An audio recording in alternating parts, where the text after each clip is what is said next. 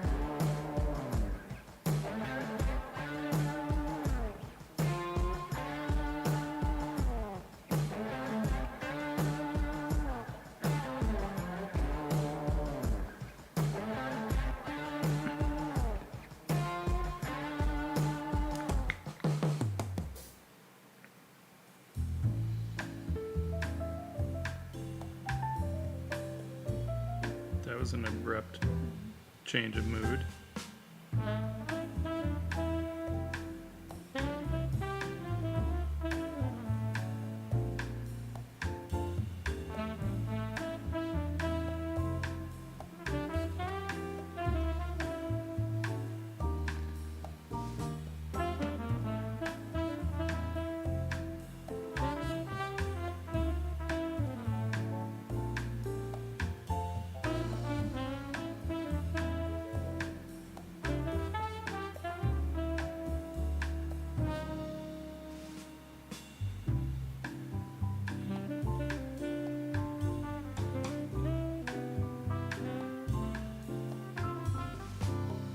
To get a bit of a chrome kind of a look. I mean, some of it, once I get a little further along, obviously, you know, we'll get some reflection in there. And we could kind of hint at that now, I suppose.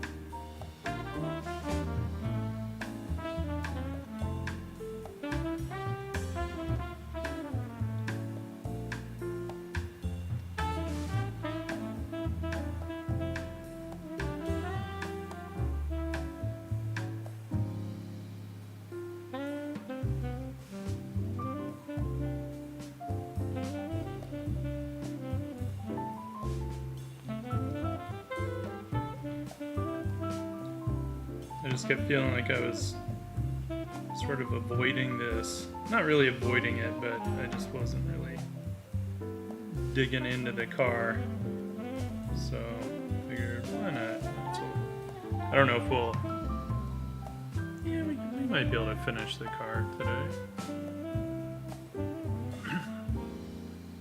But I'd also like to finish the last character, so I might focus on that a little more. But I wanted to get this moving forward.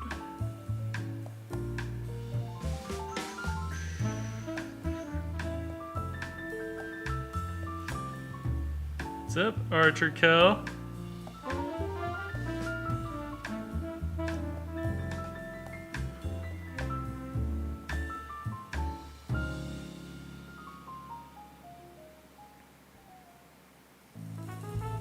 I did? Oh. Oh my god, that's so many all at once. You're crazy.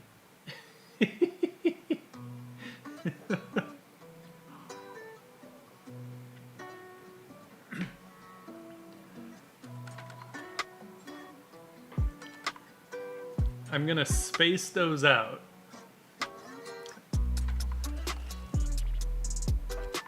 Though the posture check, man, I've been trying to like keep an eye on that all day.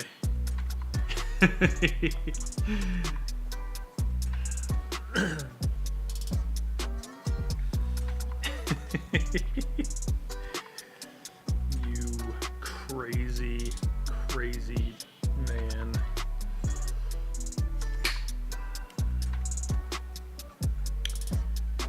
Let's see here. Let's see what these colors are like. Okay. It's so weird. I feel like it's random as far as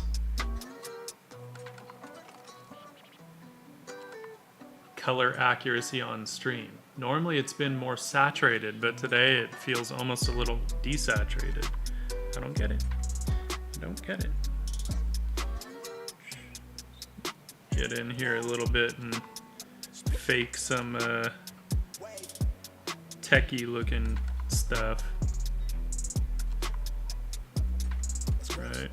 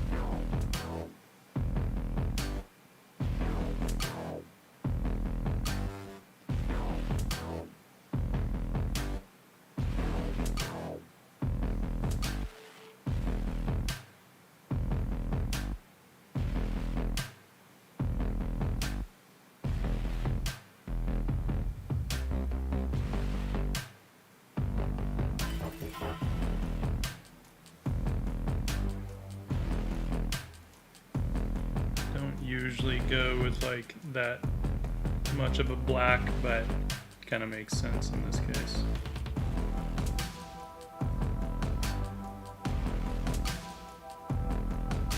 Hey Mauricio, hello, welcome, welcome.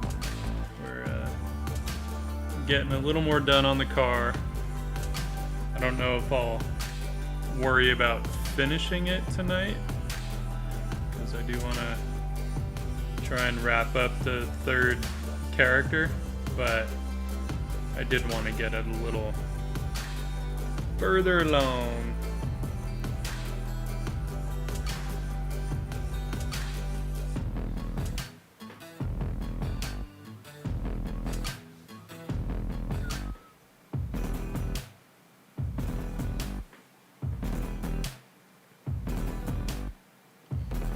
Oh, right on, our Frosty.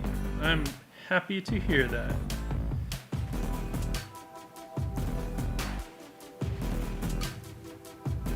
I mean, I'm the same way when I see people, you know, doing stuff that I think is really good. It just makes me want to do my own really good stuff, or at least try. Sometimes I succeed.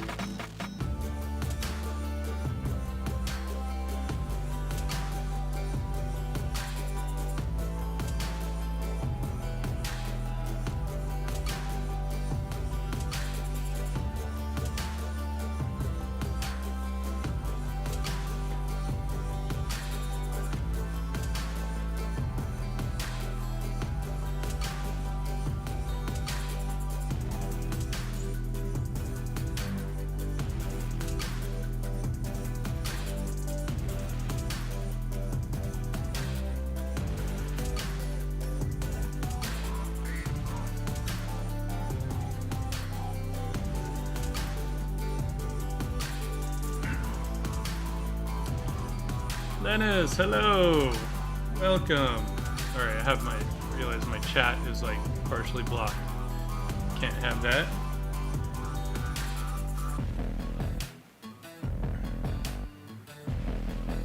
And cheers, my friends.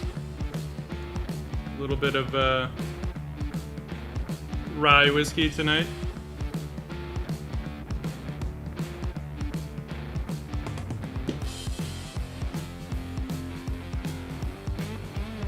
Delicious.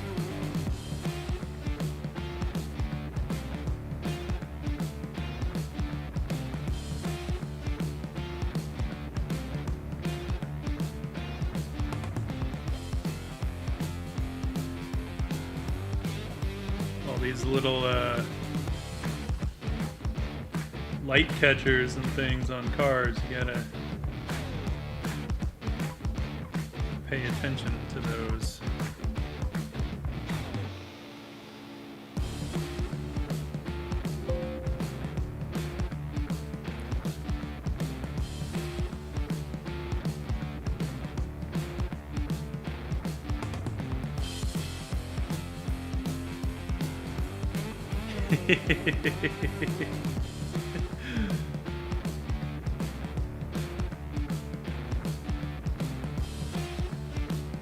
I would wear the hat on stream, except that I can't wear my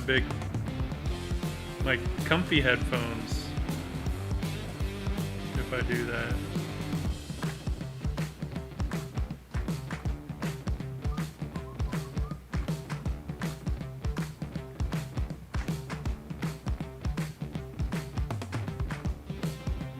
This car is also gonna need a bit of cleanup, you know, so it doesn't feel like overly painterly and like organic, you know. Don't want that. Don't want that.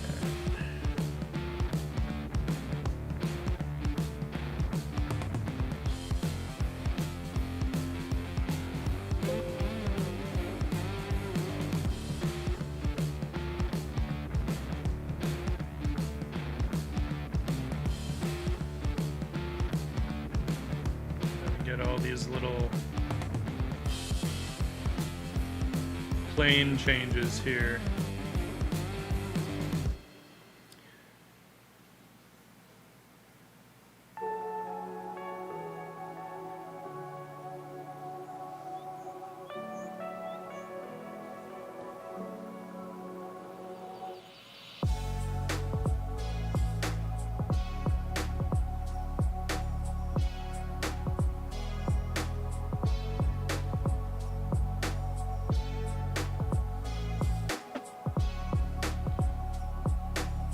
Granted, some of this stuff, obviously, if it's going to be covered up, I don't necessarily have to worry about it, but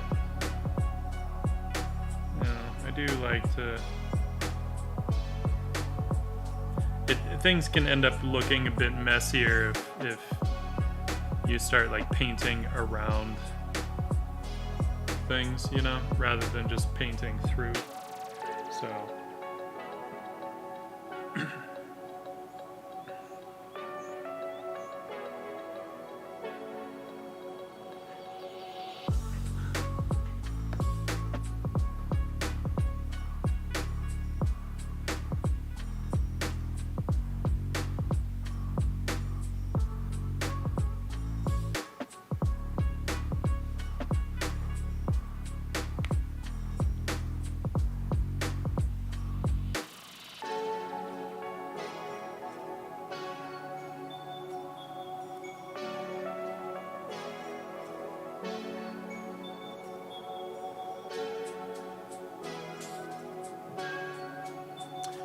The other thing I want to do is I want this lighter magenta.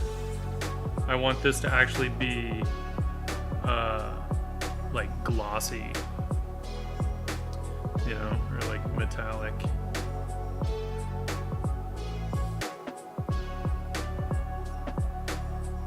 Where the rest of this is sort of matte, possibly frosted. I might have it be more of a semi-matte kind of thing, but we'll see. We'll see. Well, it's actually it's based on one of my emotes here.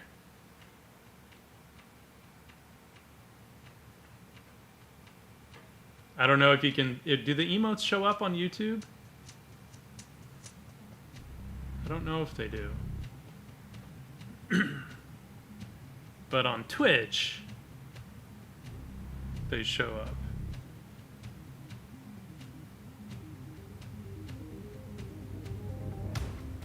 Oops.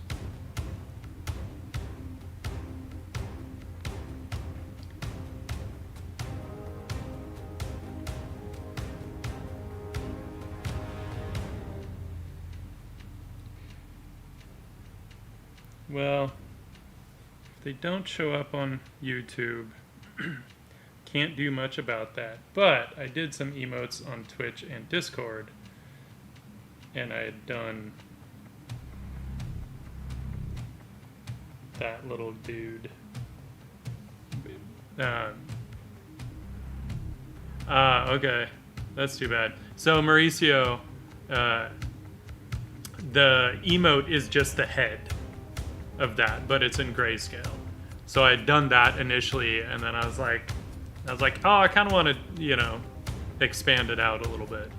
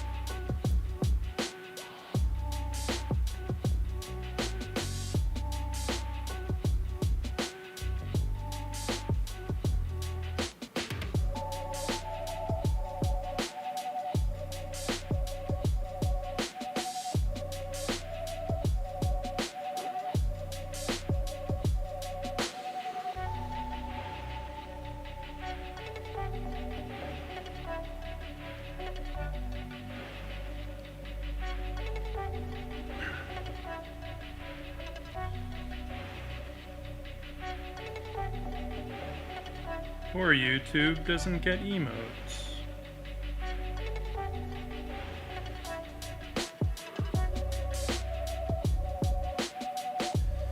Alright, I'm gonna turn the lights off there for a sec. Actually, I gotta keep those on. I need those.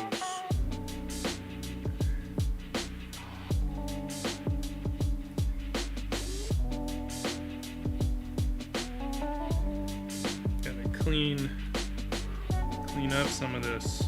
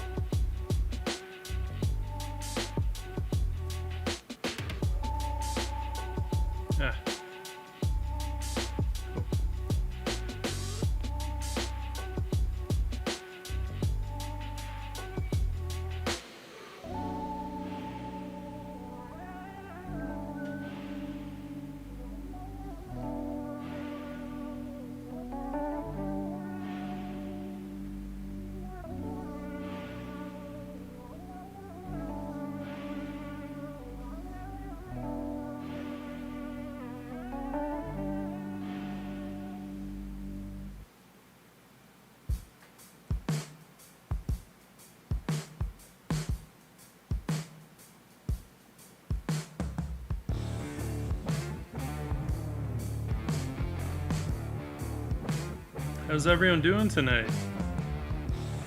On this fine Thursday.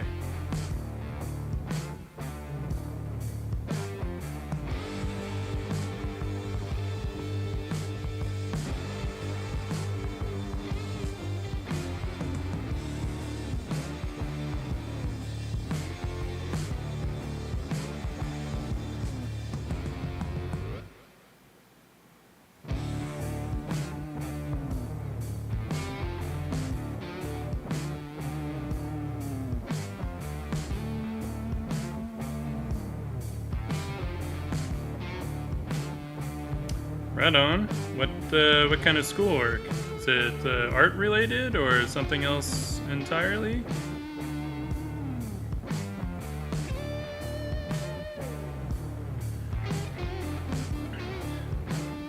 Also, that punk Darius, welcome. Thank you for joining and keeping us company.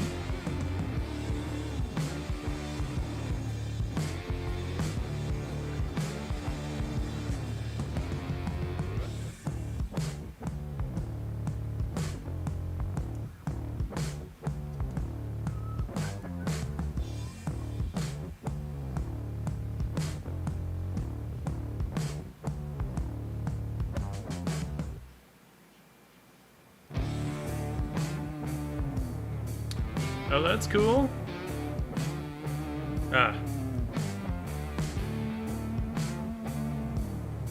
That sounds a little hectic. The 30-page paper, I mean.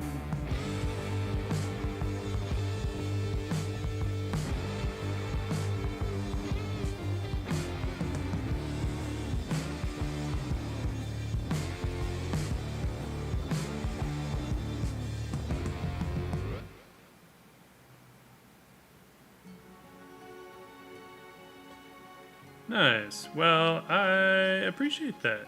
Thank you.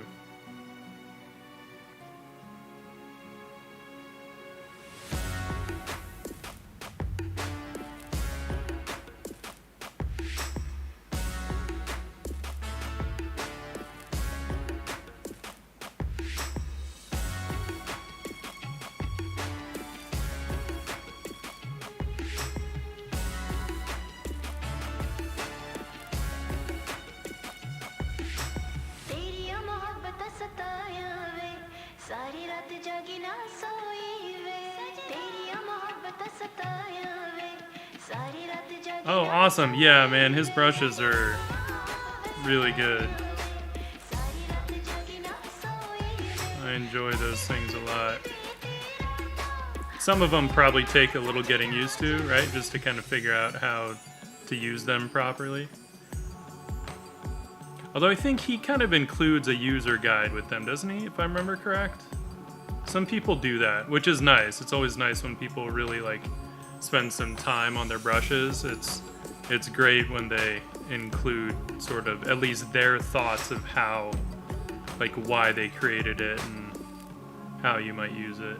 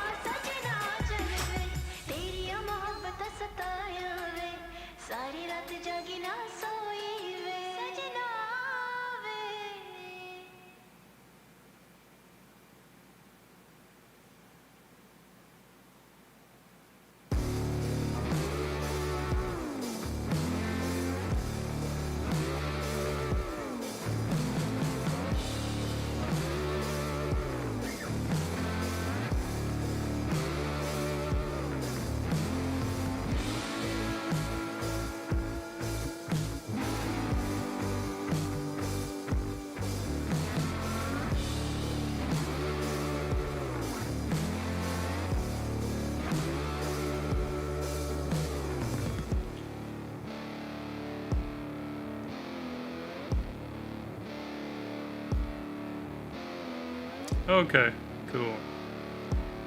Yeah, I'm trying to remember which ones. That might be more of the Procreate brushes that I'm thinking of. I know, like, Max Ulichny will often have a bit of a user guide with his brushes.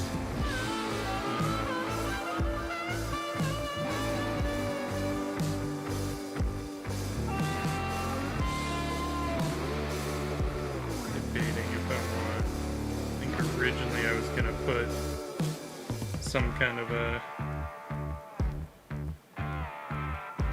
light down here. Yeah, might as well. Let's do it. That was our original intention. Stick with it. I mean, not that you have to, but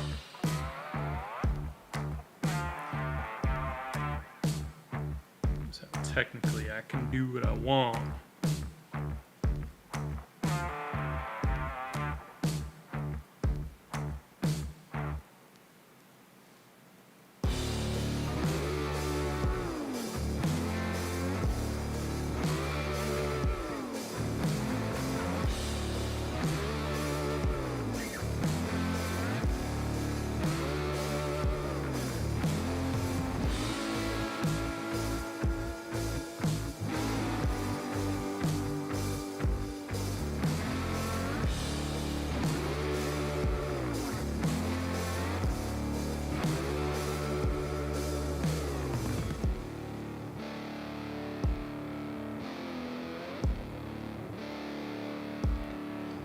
Hey, Mitchell!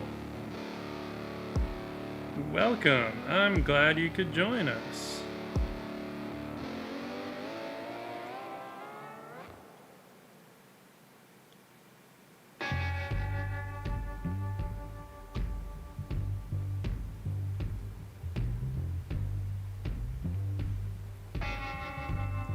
I'll probably jump over to the third character here pretty soon.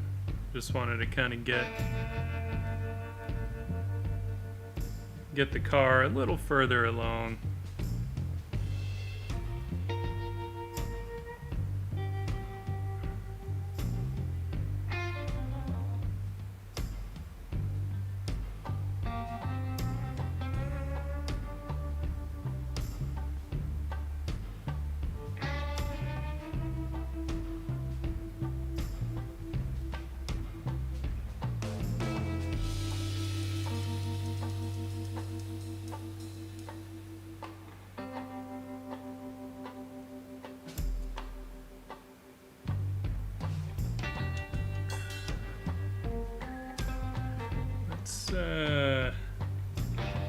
Feel like we got to do something about that window back there, or the windshield.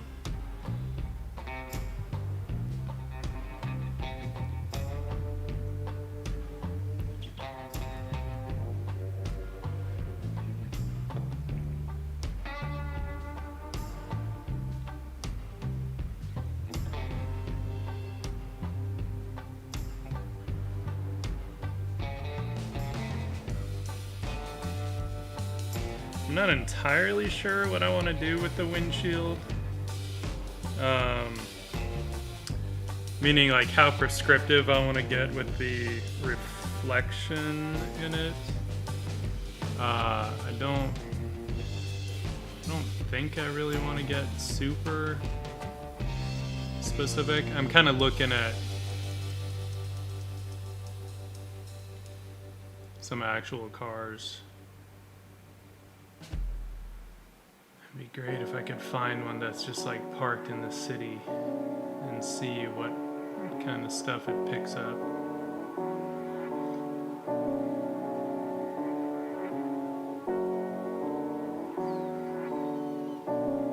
It's weird. Some of them, if they're at the right angle, like they don't pick up any reflection really. And then others are just like grabbing the sky and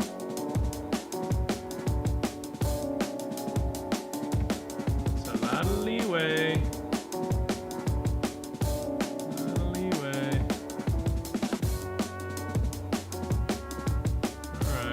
Alright. That's fine.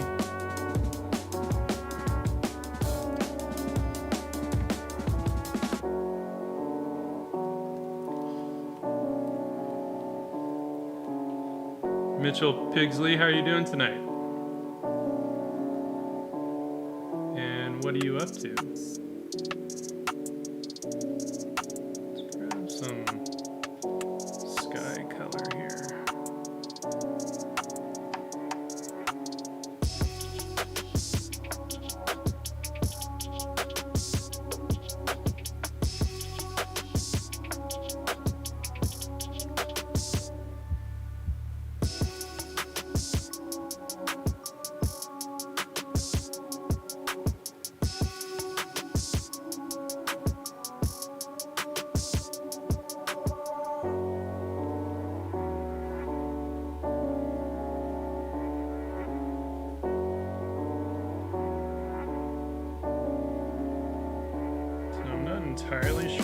really want like a skyline. I don't really feel like that. Doesn't feel right to me.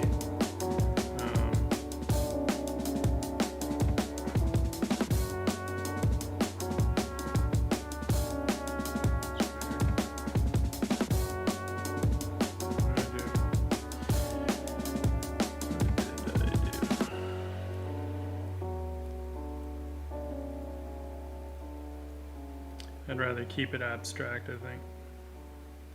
Because you either have to get it just right, or you gotta just kind of keep it really chill. Yeah. And unless you have more specific reference, it's a little tricky to get it just right.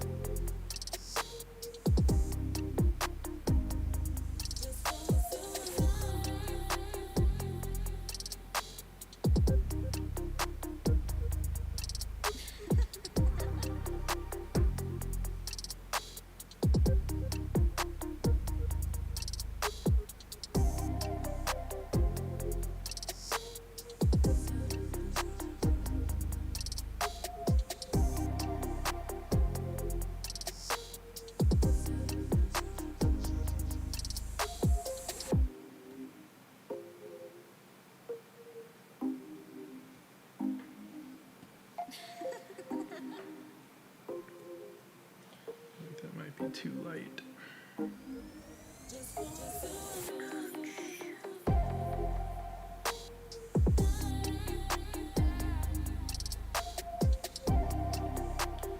Suppose I could do the interior of the car instead, but I'm not sure if I want to go there.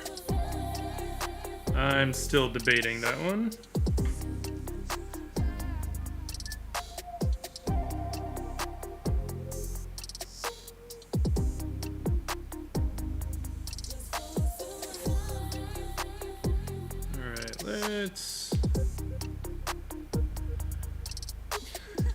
Let's start working on Quinn here.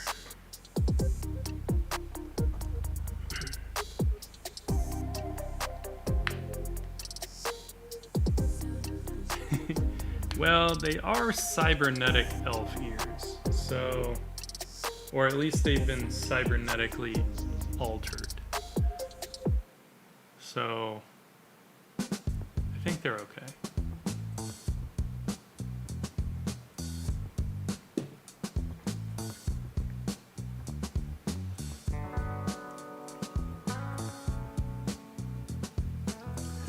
What do we have here? Oh wait, that's manga. Quinn.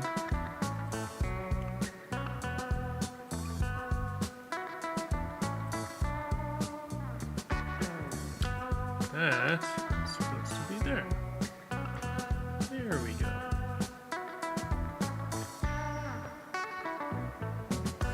I mean, they are elves, but their ears have been cybernetically enhanced, I guess we could say. Alright, so she has magenta hair. So let's figure out our other colors for her.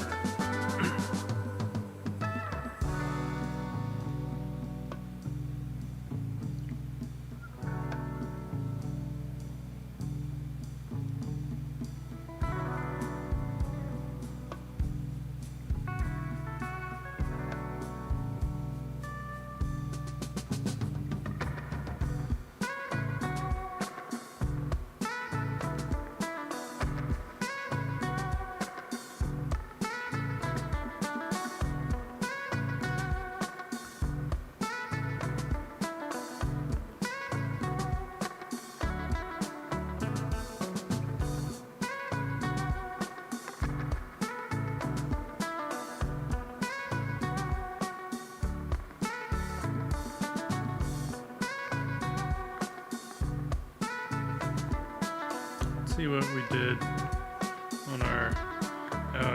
yeah, I went way lighter on her face.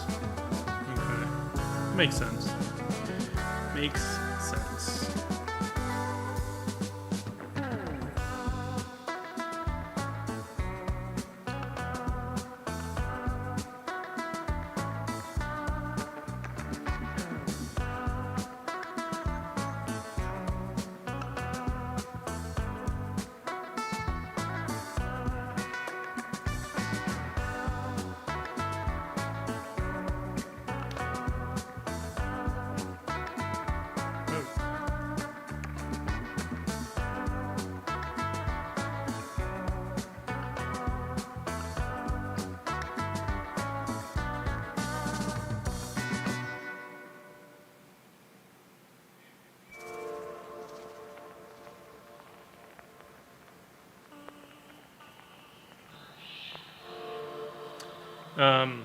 I know I've said this in the past, for anyone, if there's anyone new here, I'd done this illustration originally as an exclusive print on Kickstarter, but I really like the characters and other people seem to like them, so I figured I'd, do an image that's not exclusive to Kickstarter.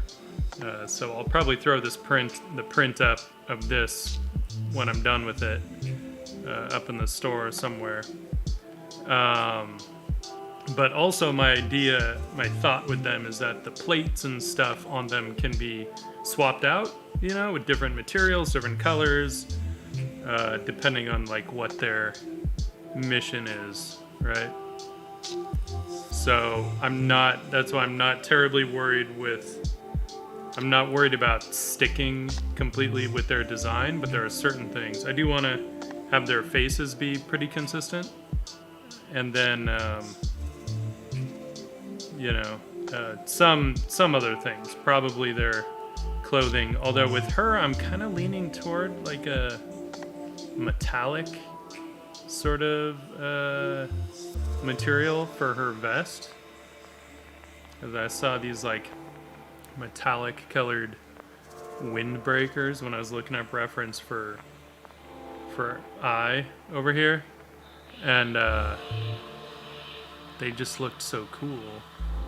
It's like, ooh, I might give Quinn a metallic windbreaker. What did I do with her? Oh, I gave her almost like lipstick. That's cool. I'm okay with that.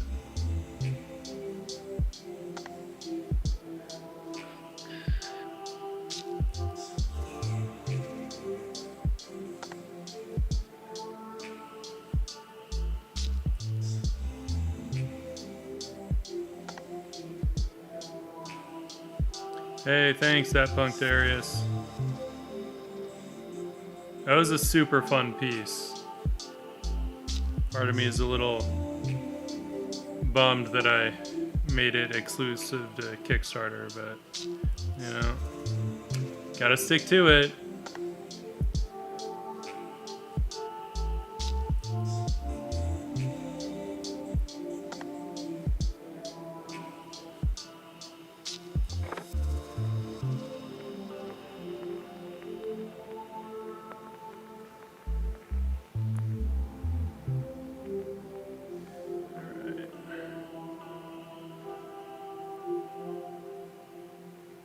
And I'm just laying in the flats right now, and then I will get into the shadows with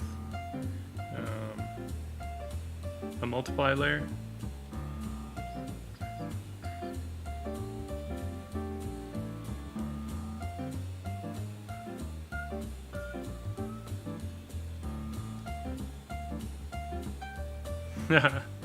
I'd be okay with that.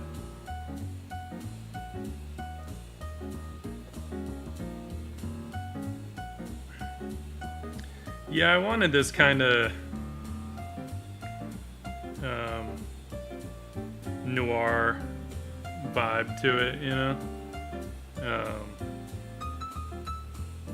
At least that was kind of my thought with it.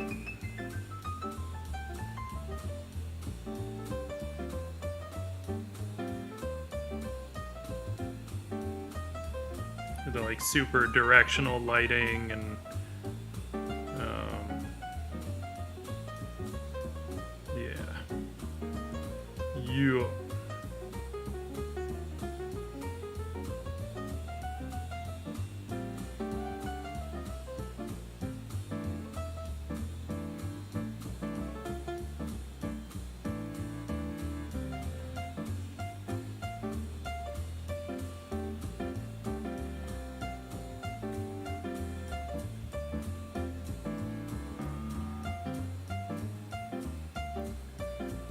And then the idea also is that they each have colors from the other two, you know, mixed in with their outfits. So, and for anyone who doesn't know, I named them after 3 of my favorite colors on my oil painting palette, which is from left to right: manganese blue, Indian yellow, and quinacridone magenta. So we call her Manga for short, and she's IY, like Indian yellow, and then she's Quinn for quinacridone magenta. So that's the thought process behind them. But then like Quinn will have some manganese blue and some Indian yellow within her design, just to kind of help tie the 3 of them together, right? So we see that here. She's got a bit of both, as does she, as does Manga, right? So, yeah.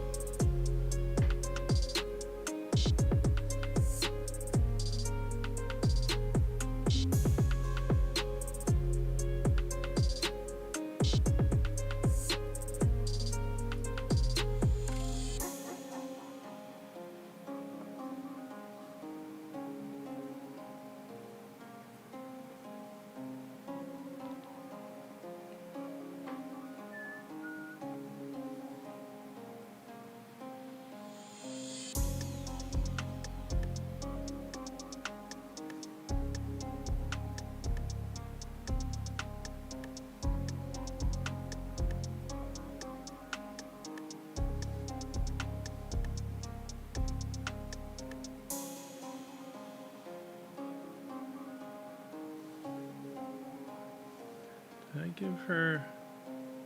Okay, so the collar and the shoulder.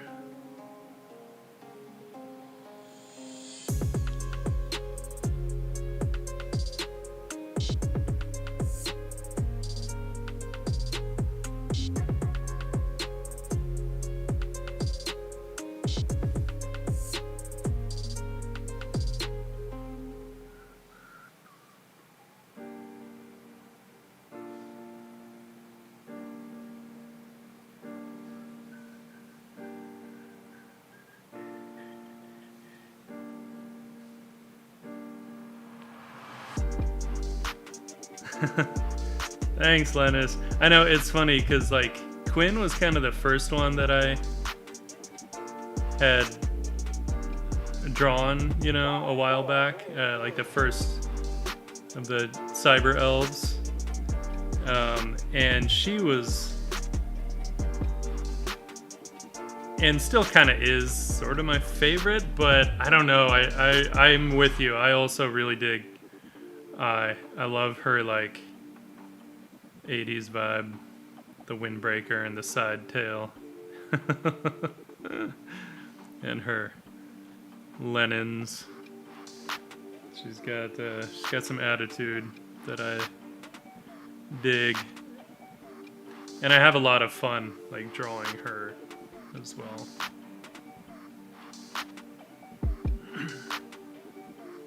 Color-wise, Quinn is my favorite. I'm just kind of a sucker for magenta, but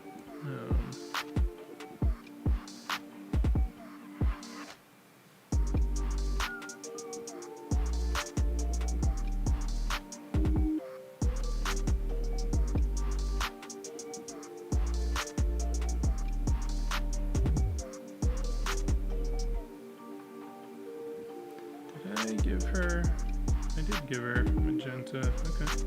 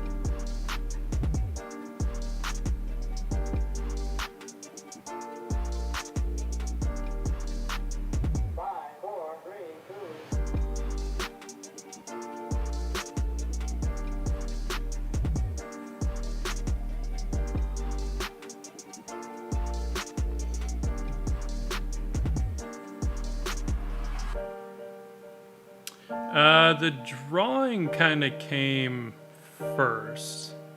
And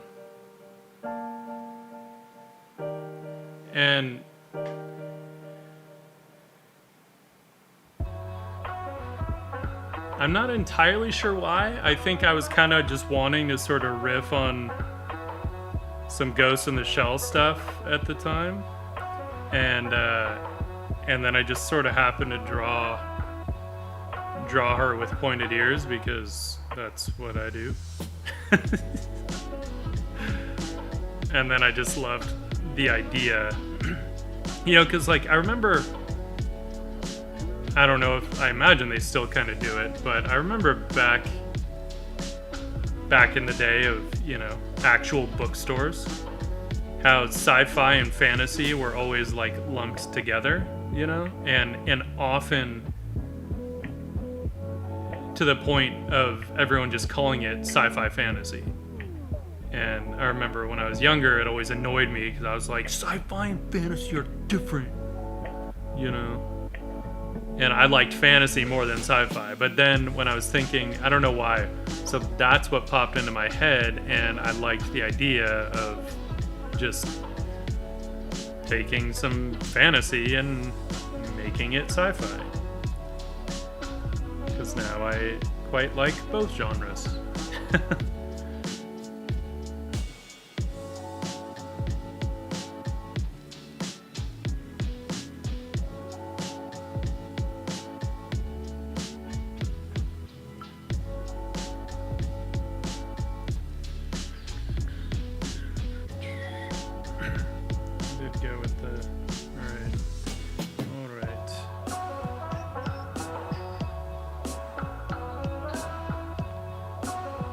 Mr. Obscura, good evening and welcome. How are you doing this evening?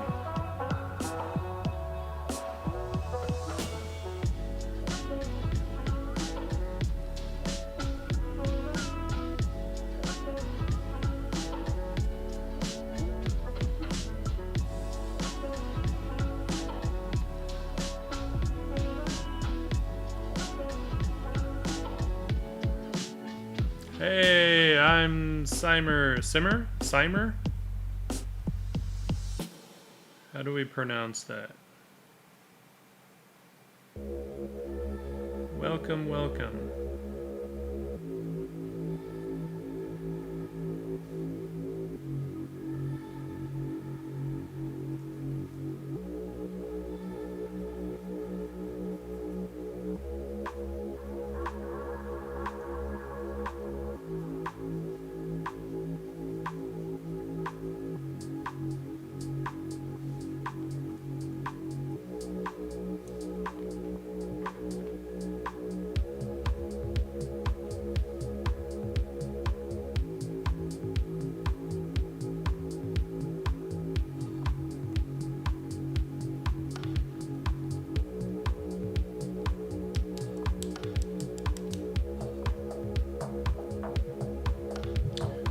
see here. I want to get a darker, like desat magenta going on in here. I'm just not entirely sure where.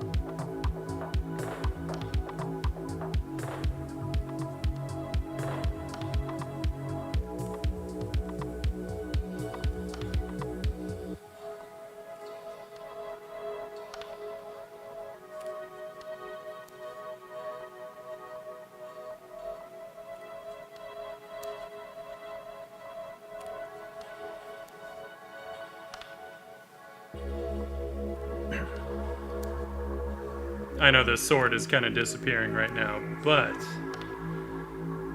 once I throw the shadows on and lights, it will, you know, we'll throw some tasty highlights and stuff on it, so it'll come back. It will come back. Just kind of seeing if there's stuff I want to take from here, design-wise. Damn, I do kind of like the dark. Huh. Okay, shit. I'm trying not to make it exactly the same, but there are some choices I made in that original illustration that I actually quite like. Including, let's go a little darker on.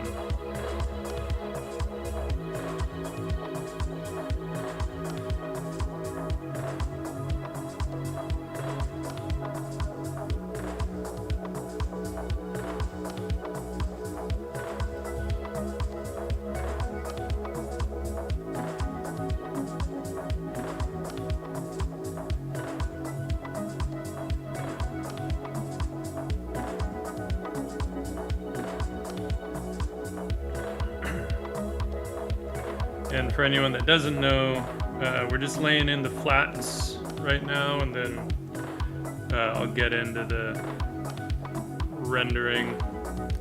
Like we'll lay in shadows with the multiply layer, and then do some lights with the overlay, and then I'll do normal layers to really like start painting her up.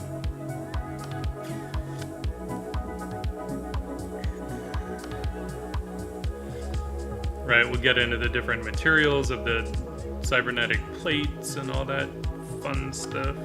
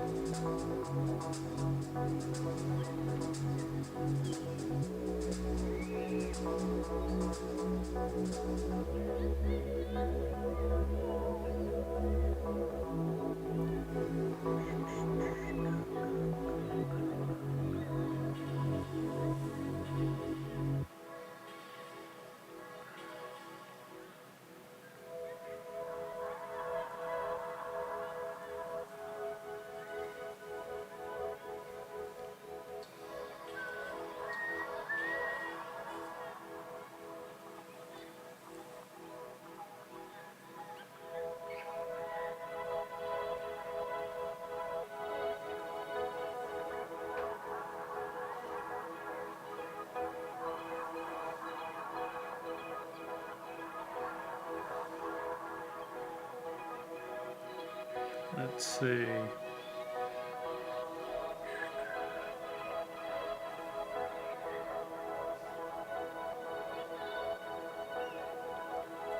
think I actually might do this. This stuff is so much, like, when you're laying in flats like this, it's so much just about graphic design.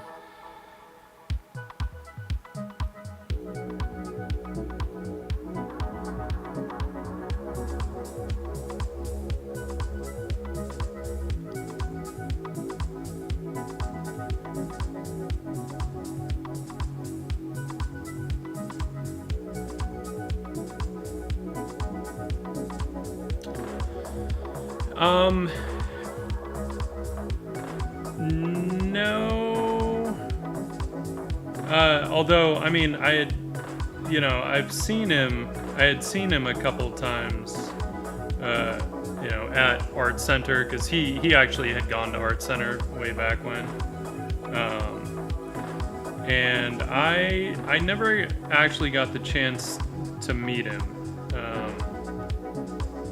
But yeah, definitely saw him a couple of times. Saw him speak.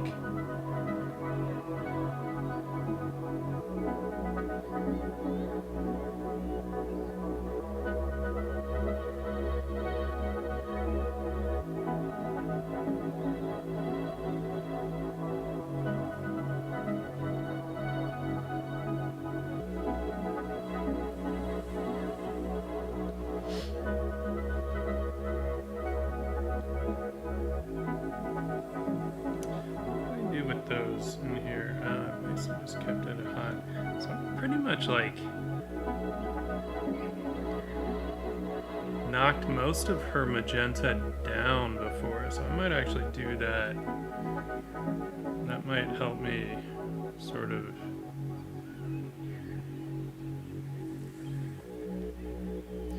because I want to be able to play with some kind of hotter magenta in places, and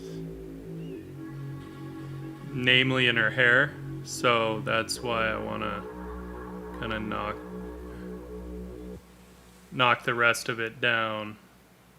Well, I should be on the proper layer. How about that?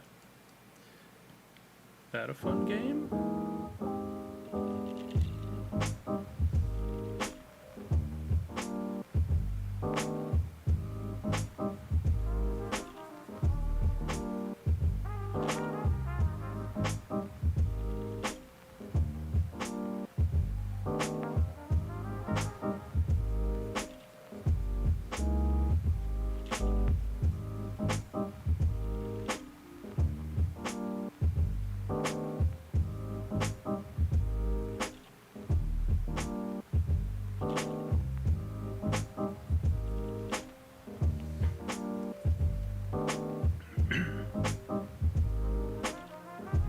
And then that way I can also have some of these accents in here, and I don't have to battle with everything else.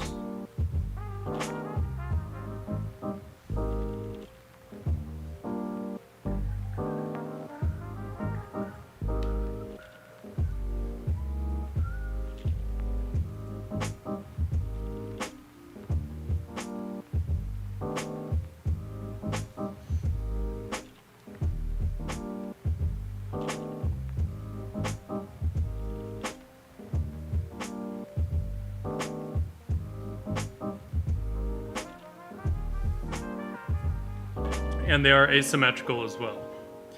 So, just FYI, in case anyone was wondering. Darken some of this stuff a little more.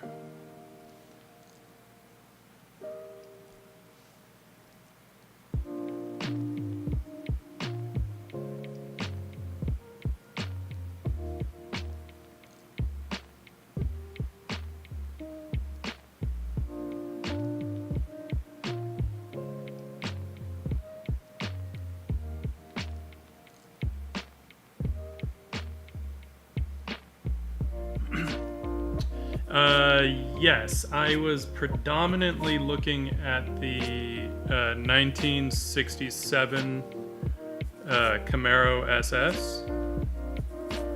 That was my main source of inspiration, because it's basically my favorite car. If they got more than 12 miles to the gallon, I would totally get one. But I'm just not willing to drive that much of a gas hog. Right? And I would just be an asshole.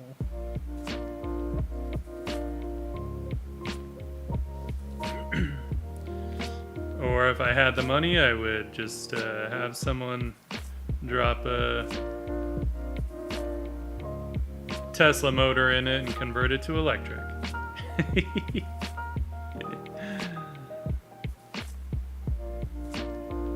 But I don't have like $70,000 to spend, so.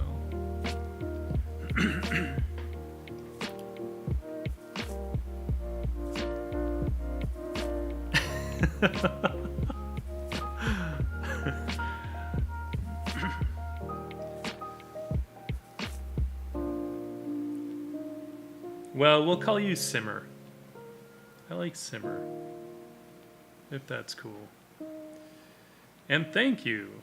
Oh man, I'm glad you enjoyed it. Pretty chill around here, you know. I mean, don't get me wrong, I love the energetic streams too.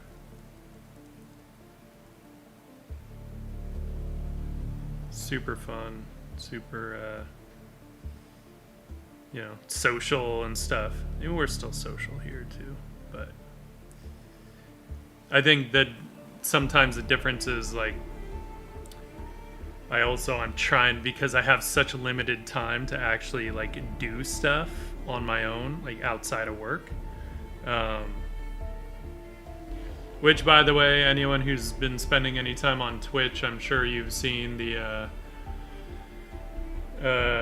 Star Wars Squadrons cover art floating around on Twitch. So that was the company that I work for, the ad agency. That was our piece, and I was the one fortunate enough to paint up that piece based on an awesome concept by the art director.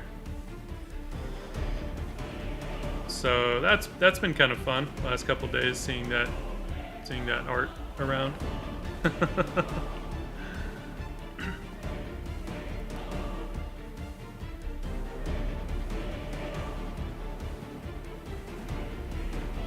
And it was a super fun piece to paint up too, I have to say.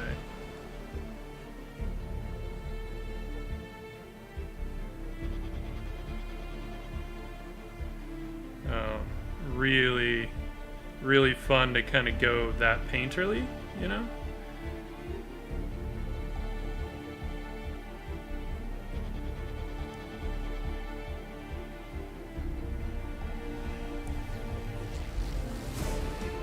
Gotta give mad props to EA on that one for even deciding to go painterly on it. I thought that was super rad of them.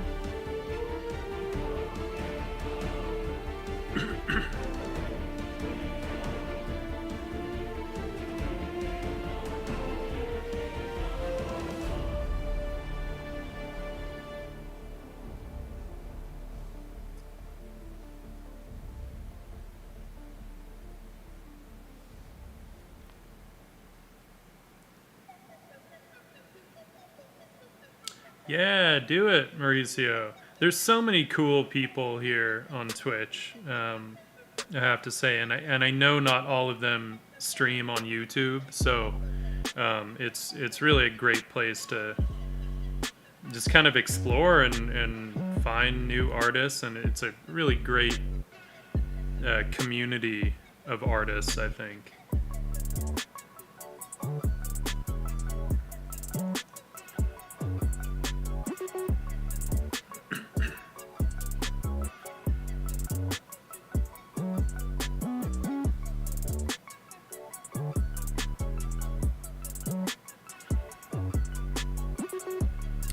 Debating if, like, what other...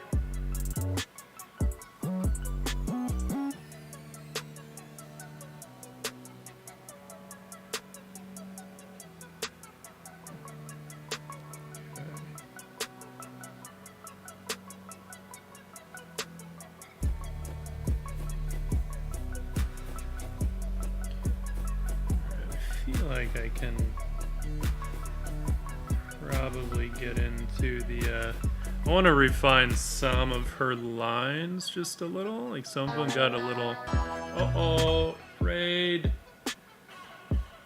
Marine bio artist. Thank you for the raid.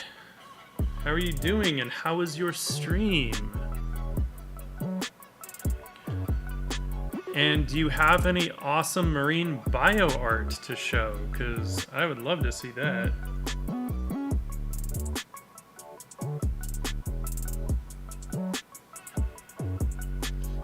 Raid!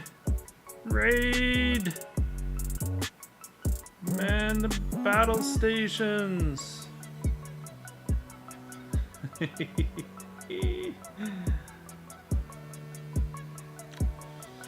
Welcome, Raiders. Daniel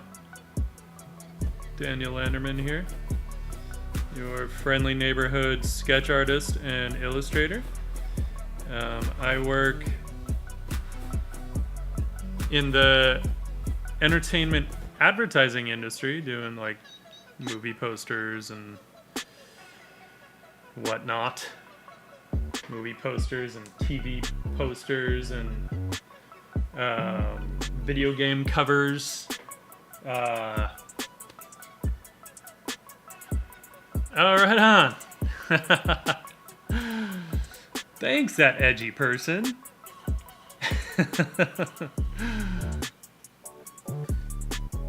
Thanks for bringing folks. I'm trying to think. So I don't tend to post my stuff from work, so I can't really show that stuff. Of course, like I said, anyone on Twitch, if you guys have seen the Star Wars Squadrons cover art floating around on Twitch, that was the agency that I worked for. I was the one that got to paint up that piece. So super fun. It's been fun seeing it floating around. And it was a really fun piece to paint up. So, you know, that's a good example of what I do at work. On my own, I do very, very different, all kinds of stuff here. Let's look at a few, shall we?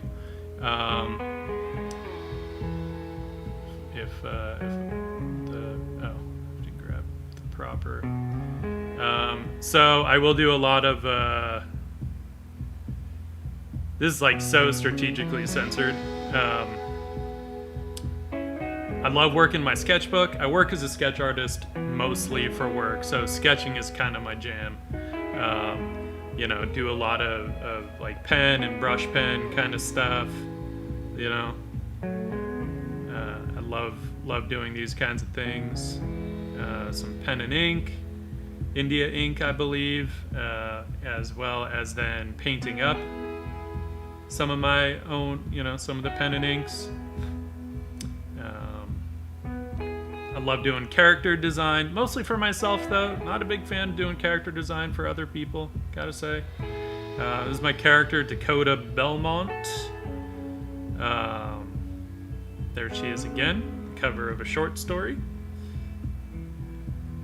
Now the character design, this was watercolor. I actually did this on stream two years ago? 2 years, I think? I don't think it was last year. I feel like it was 2 years ago. And then I rendered her up, you know, because I wanted to kind of get into the materials and stuff. More watercolor, same character. This was also done on stream. This was a small, I know it's big here, but it was small little ink thumbnail. Another ink thumbnail. And then this was a little bigger version, watercolor and ink. Also done on the same stream. And then a lot of what I do for work is actually sketching in Prismacolor. So this is Prismacolor on acetate. And that's kind of the main technique I use for sketching at work. And same technique, just using black and a couple of cool grays. Same thing, all Prismacolor on acetate. Prismacolor on acetate. So, yeah, that's a range of the stuff that I do. Let's get this out of the way. to do that. So, yeah, that's me in a nutshell.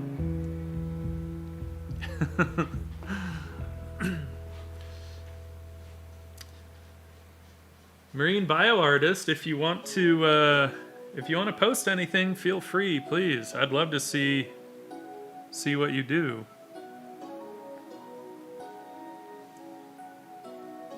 We love all kinds of art here. At least I do. I feel like everyone else does too.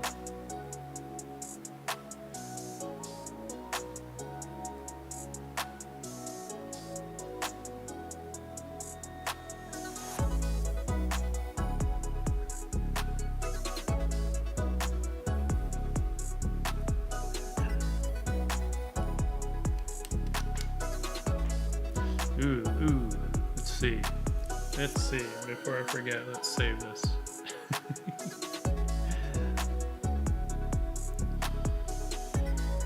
Oh, right on.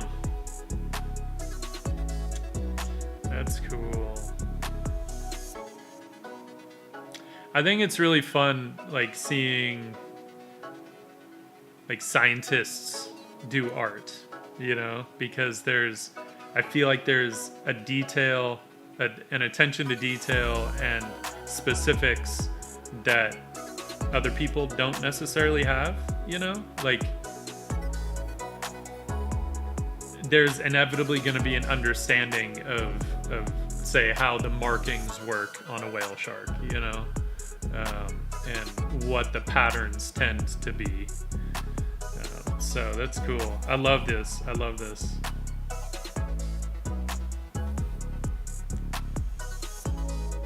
That's so cool. Is that on the dictionary? Looks like the dictionary. Love it. And I'm assuming, do you pick the pages in the dictionary, like, specifically around what you're drawing? Or is it kind of just grab a random page and put something on it?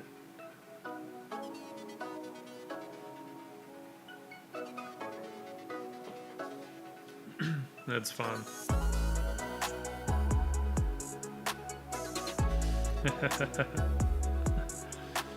Hell yeah, that's rad.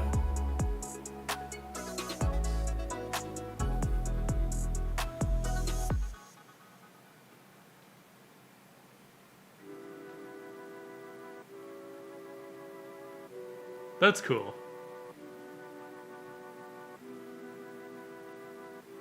Do you ever get, like, ideas from picking a random page? I mean, obviously you're doing specific animals, but within that, like, do any of the pages give you ideas of, like, maybe what to do with that animal?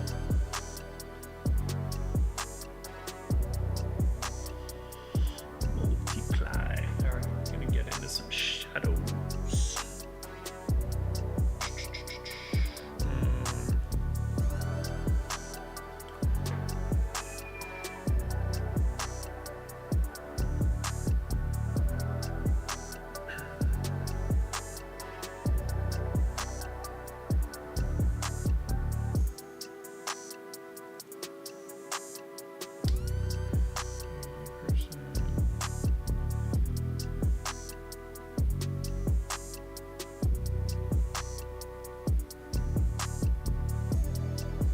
Oh yeah, that's right.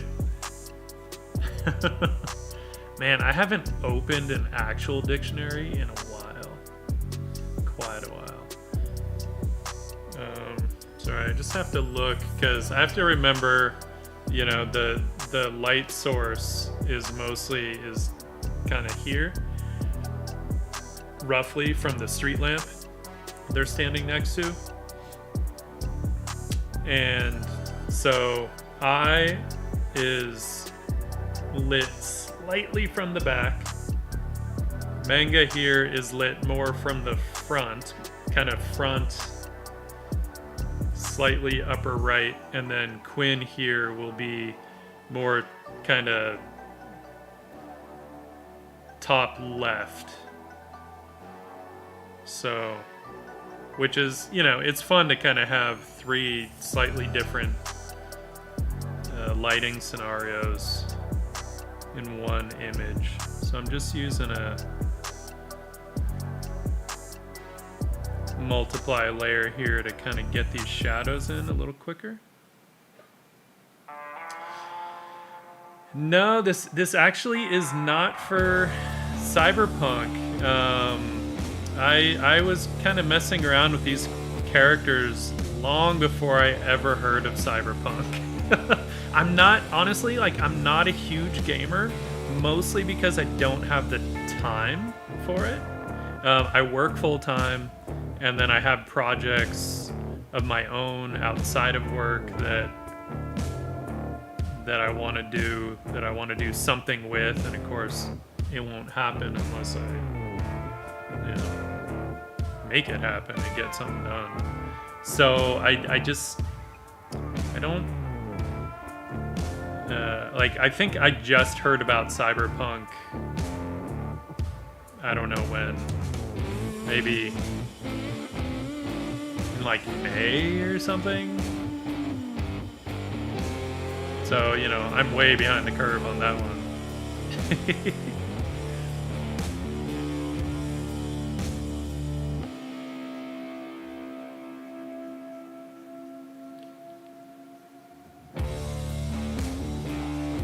I mean, honestly, if it's not Red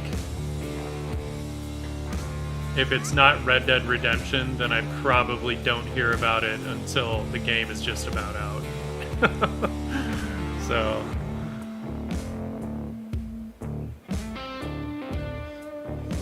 oh, right on. Thank you. Yeah, I like to be able to kind of keep those VODs up. I know on Twitch they don't keep them up permanently, but I believe they are up on YouTube.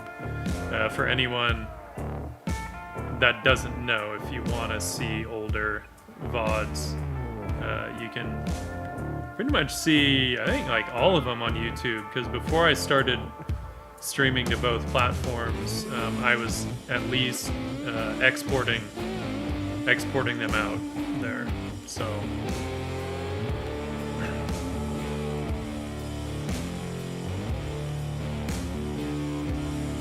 yeah, I mean, I tried to get back into Red Dead, and I was there for like a week, and then it was kind of like, it's either that or actually like push my own projects forward, and I care more about pushing those things forward. And some people are like, oh, but you know, you got to have some downtime and like chill, and I'm like, I don't know, working on my own stuff is kind of my downtime. Like, I love it, and it makes me happy, and you know, like, I'm happiest when I'm being productive, and it makes me feel productive. So it is kind of my chill time.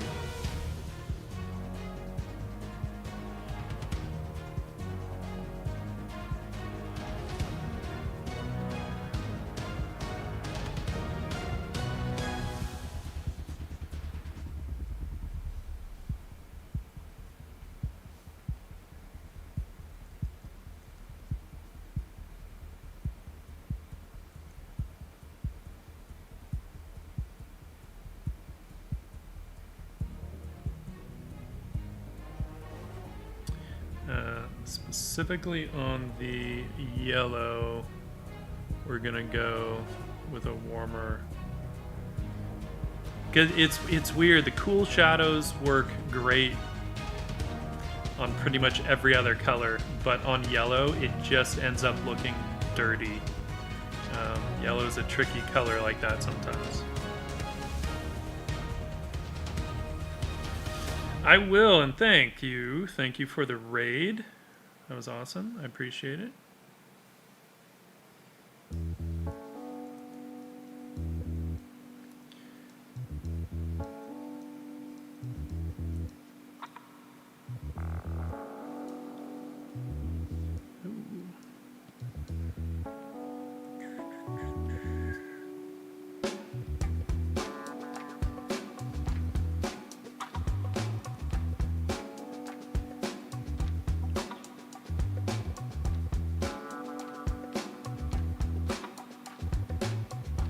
Whoa, my face cam is frozen and it's really creepy. I don't know. Honestly, it's been a little funky. Let's see if we can, I don't know if I can fix that. I hope I can fix that.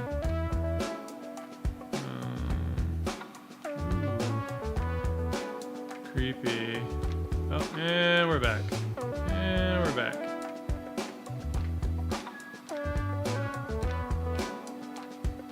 I'm gonna try leaving it there.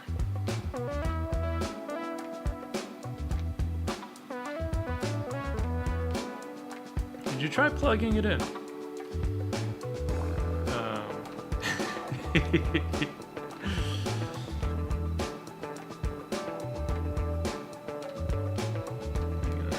Also feels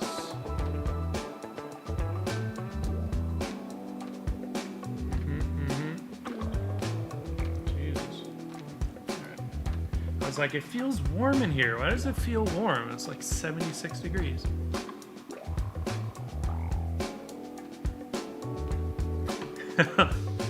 Hey, Nico-san.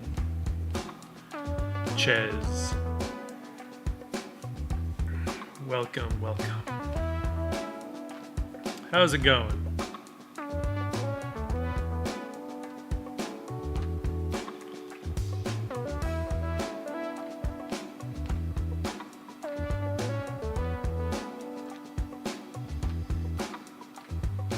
Thank you for the heads up on that, Autumn.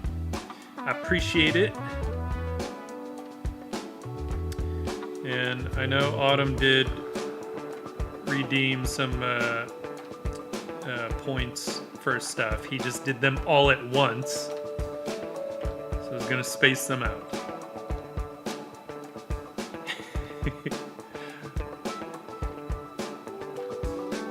But we'll get the little cat in here for some camera time. She'll hate it, but we're gonna do it anyway. Because, you know, she needs to be a little more social too.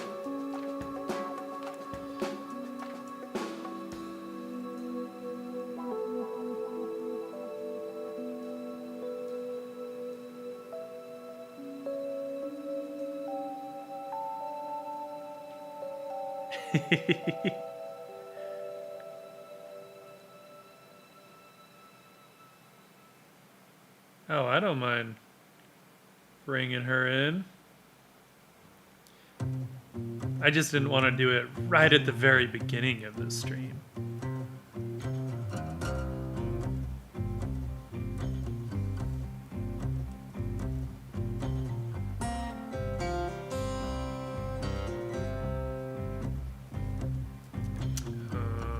Before I forget.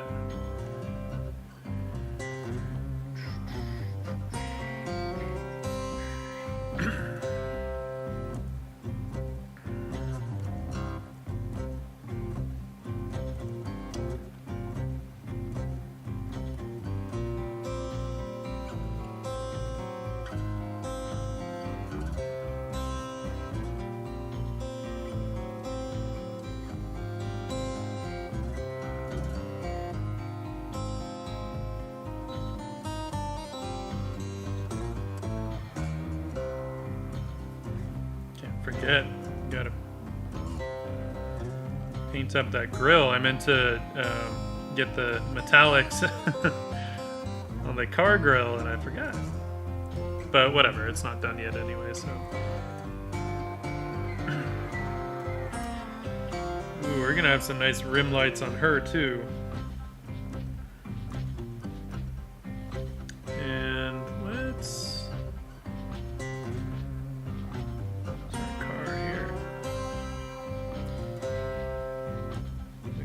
before I get the shadow from her.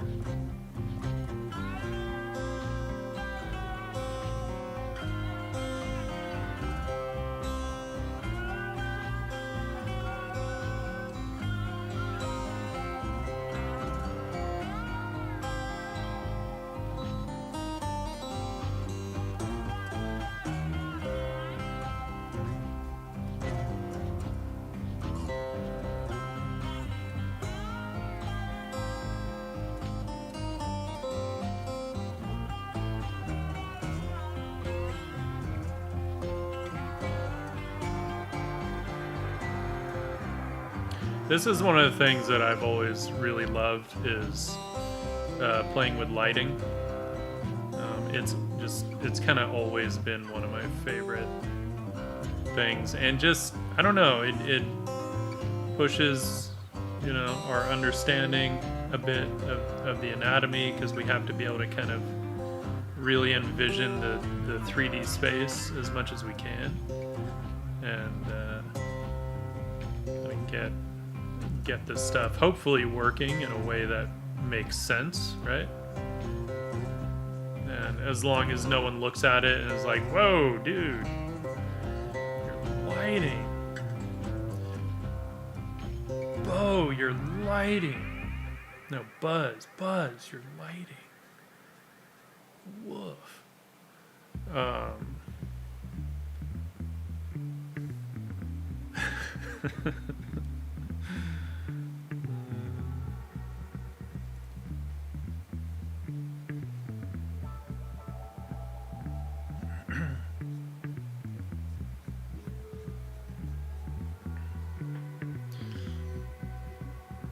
Autumn, you remember the episode in Supernatural when they end up at the Supernatural convention and it's like that murder mystery, but then the place ends up actually being haunted, and then that gay couple, the two guys that are playing Sam and Dean, and the shorter one is that actor, is Buzz.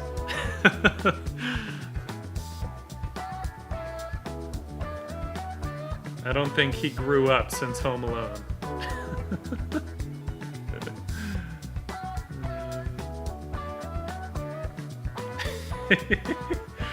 That episode cracks me up. I don't know why. I love it when they get all meta with it, with the show.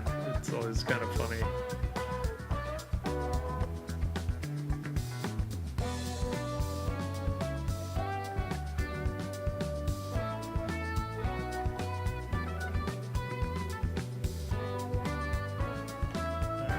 See, gotta think about how this headlight, because technically the headlight wouldn't be hitting her directly, but we'd have a lot of light bleed that would definitely be affecting her. Enough that we will get some hot kind of rim lights happening for sure. But for now, let's get some of our occlusion shadows and whatnot in here. But first, let's...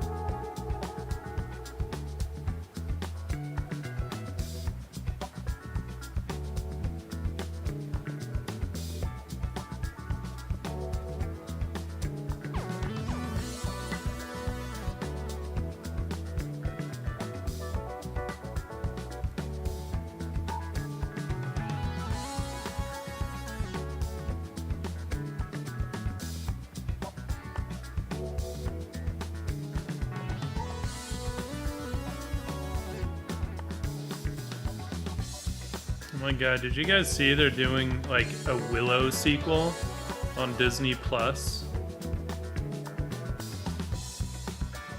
At least Warwick Davis is gonna be in it. I know people are like, oh, I hope Mad Mardigan isn't, like, they gotta bring back Val Kilmer. I'm like, dude, that guy can barely even speak at this point. Like, I don't think you can really bring him in to be Mad Mardigan. As much as I would love that, but I don't think he's in any shape to do any of that. Yeah, seriously. It would just be, like, really sad. and we don't need that.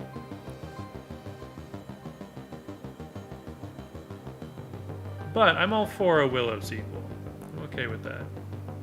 I'm sure they're just gonna do their best to create some kind of commodity out of it, but you know, they'll probably just make it way too much of like a kid's thing. You know, even though like the original is really classified as like a dark fantasy, so I mean, granted, I did see it in the theater as a kid, but you know, it was the 80s. That's what we did. We went and saw shit that freaked us out.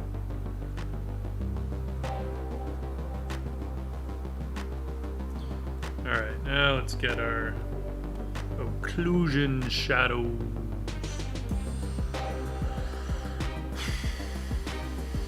I'm gonna warm those up a little bit because I don't like really dark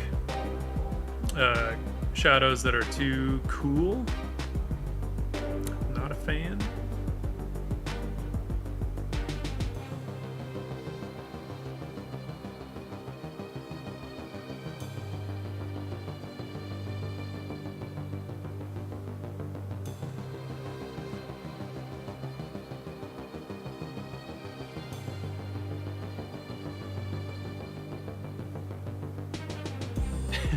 Well, but the Prismacolor doesn't really get on the scanner.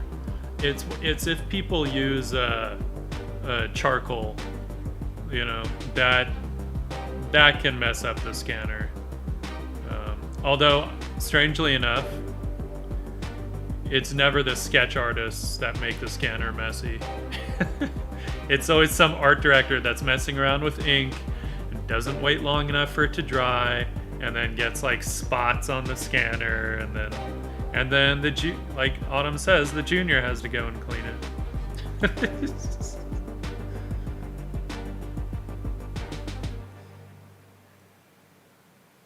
Illustration director here. I don't have to worry about keeping the scanner clean. I have people for that. I'm kidding. I have cleaned the scanner many times.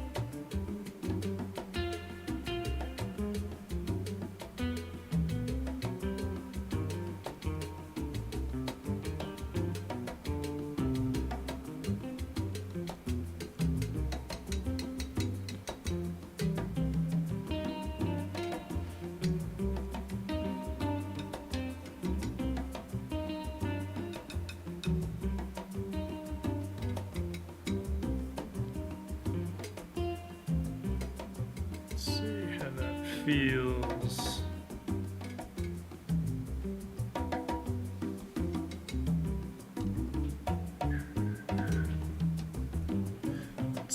We'll see once we get the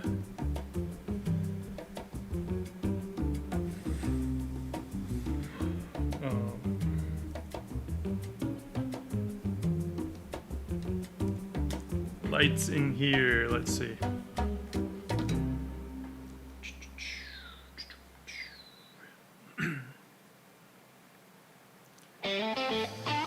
Yeah, I mean, it was off of Epidemic Sound.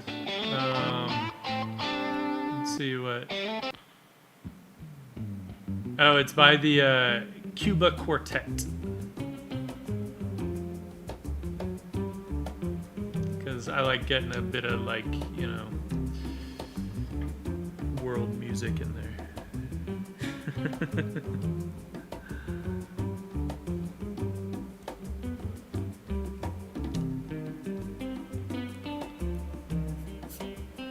So we'll pick a nice, cool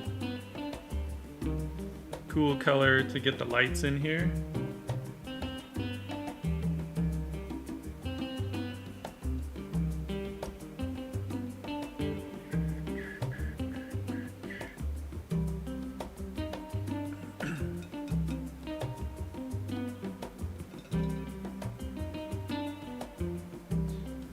Yeah, it is chill. I dig it. And I'm a fan of like Latin music. And then to represent my people, I've got some like Indian stuff in here too.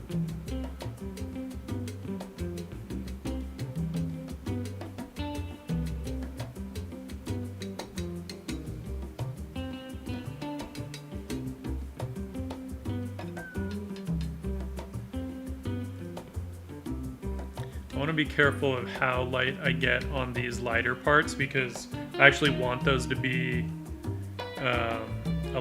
have a little more of a metallic texture to them, or a metallic surface, I should say. So I don't want to go too light because I need room for highlights and stuff. Right, so.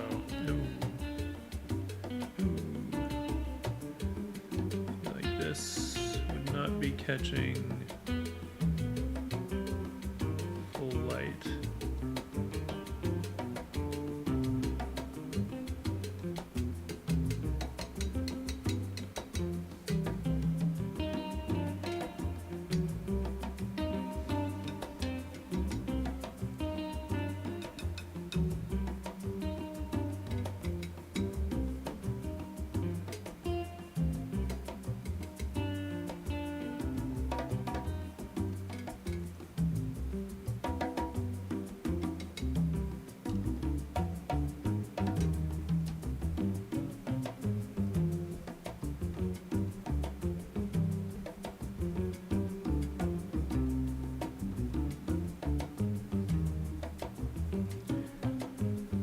I'm so bummed we can't go to Mexico for Christmas this year. Like, it would be so nice to just be down there, chilling on the beach.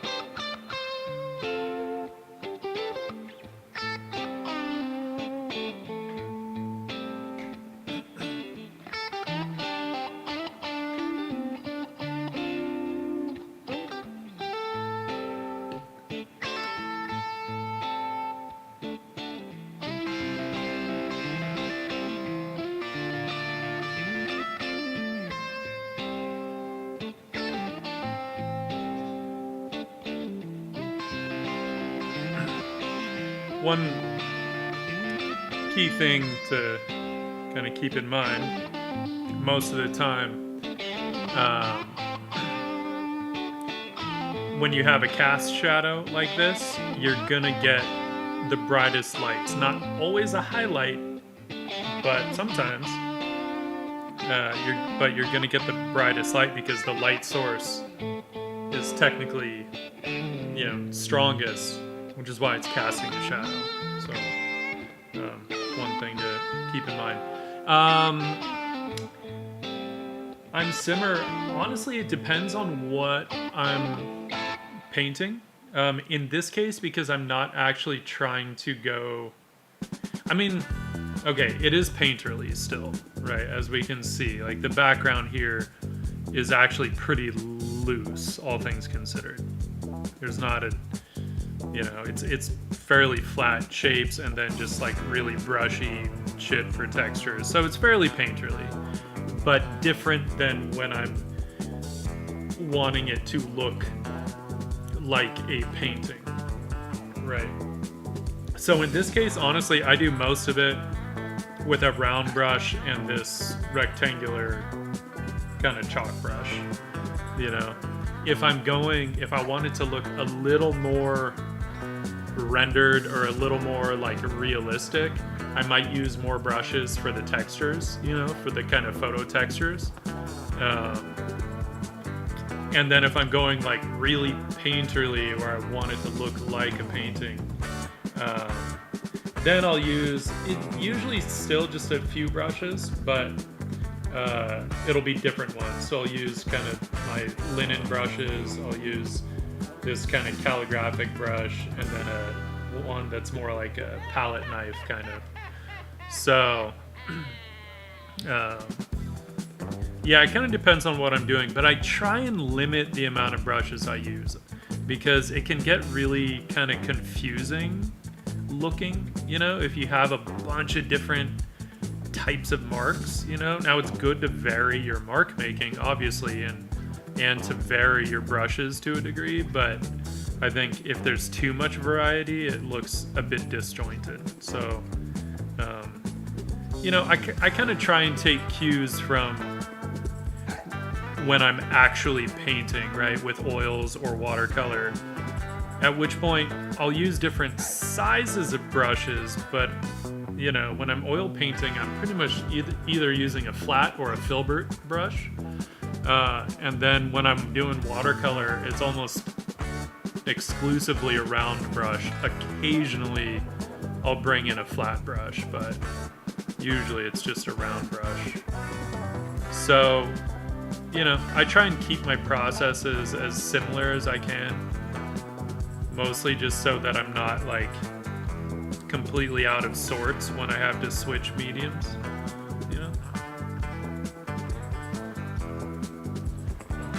Get a little bit of light on.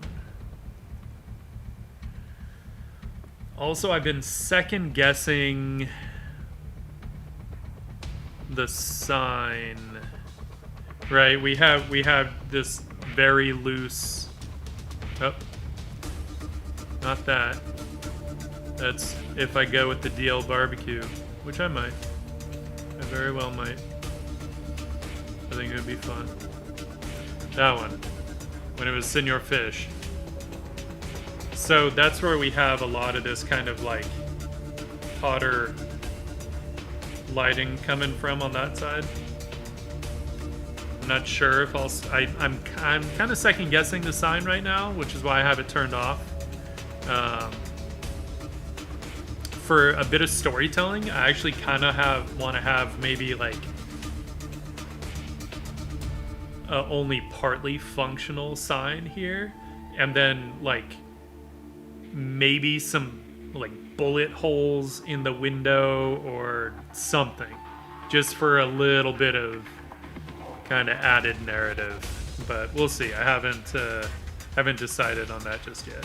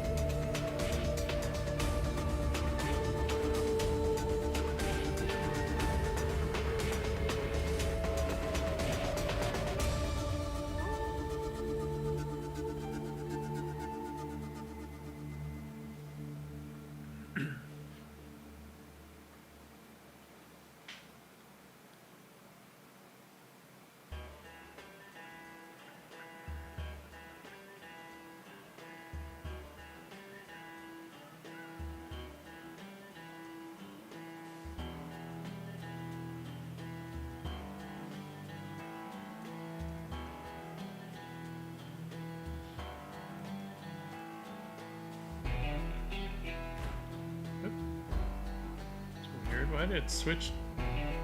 It's really weird. No idea why it switched brushes like that. Very odd.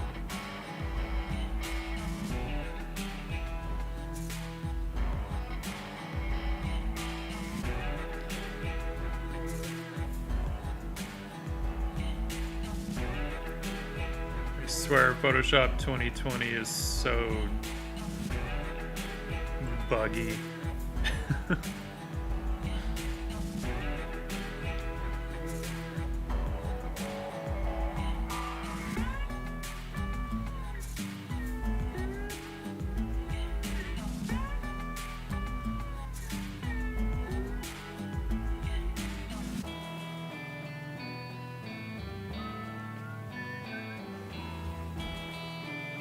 Alright, I think we're gonna get into some opaque layers here pretty quick. Start kind of like painting out some of the lines and getting a little more into the materials. In which case, let's turn off those lights.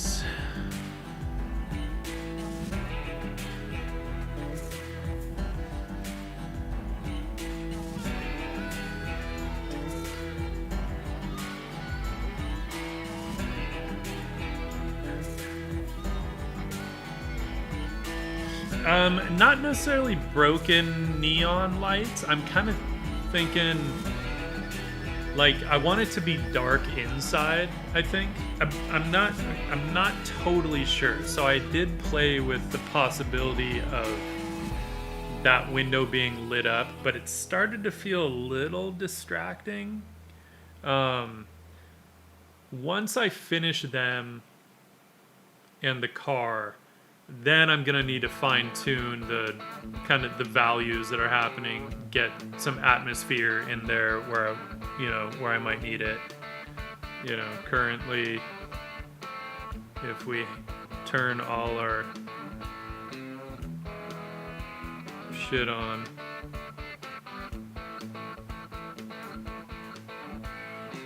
and the moons, so I did put these moons back here because they are technically on a moon in this city. I'm not totally sold on those, but they're there if I want them. But I feel like maybe it gets a little too busy, even though I do like the added depth.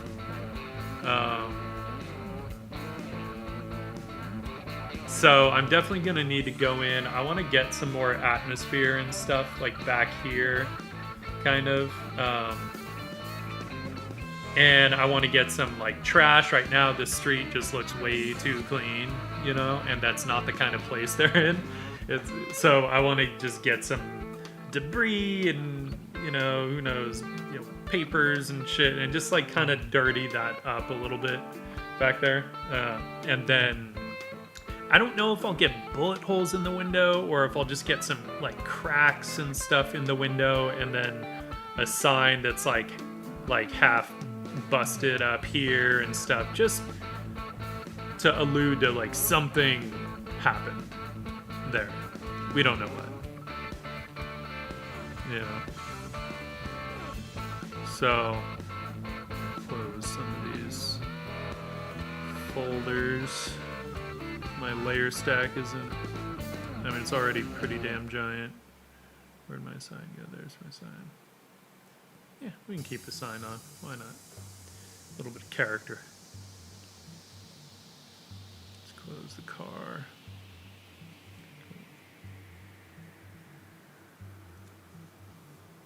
All right.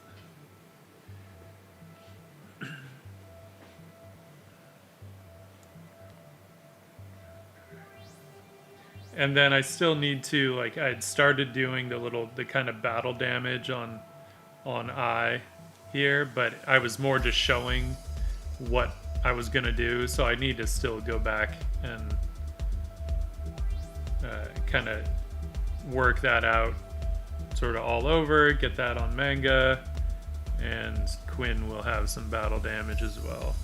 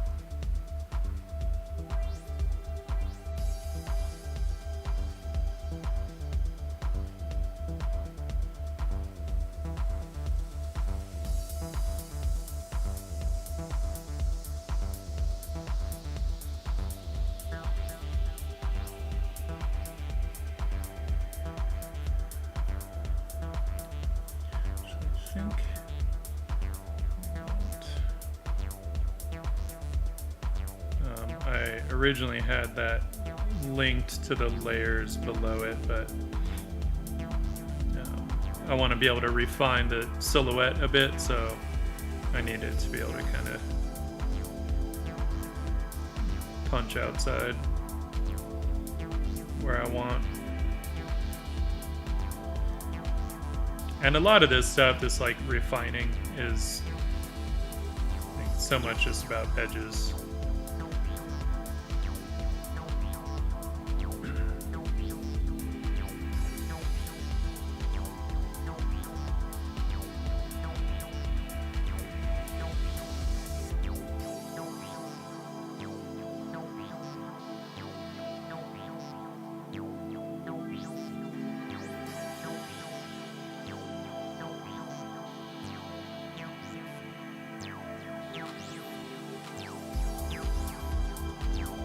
It is a sombrero, because my favorite Mexican restaurant, which is just down the street from me, is called Senor Fish.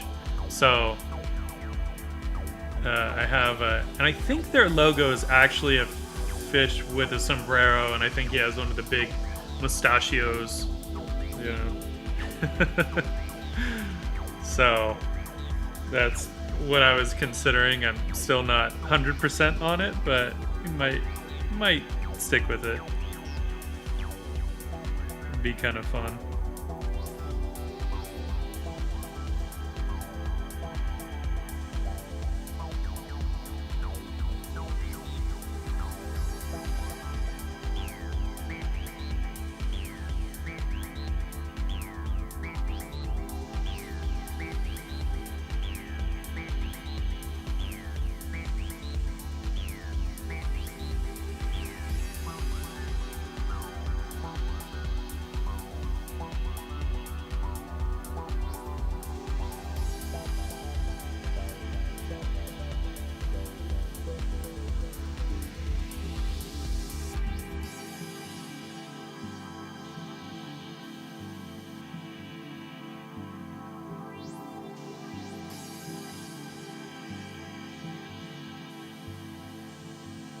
Hey, Aurelia! Welcome! Thank you. Yeah, we're cruising along. I'm really hoping to be able to get back to some oil painting next week, so I want to kind of move this along. Get it done. So I know I won't finish it tonight, but hopefully I can maybe put some time in on Saturday and get it done.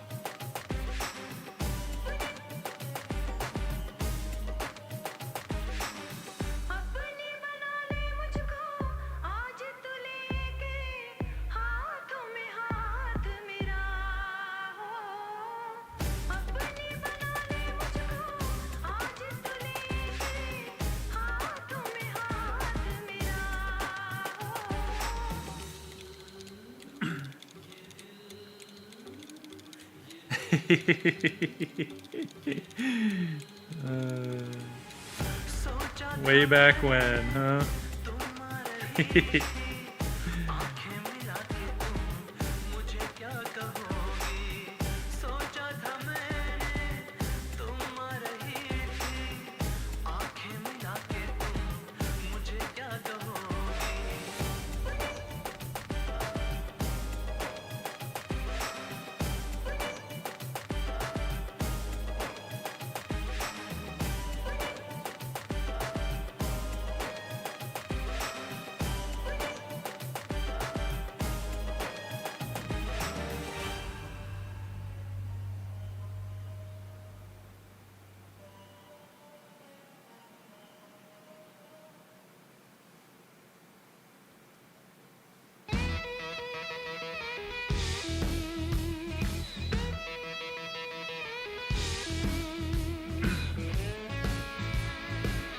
But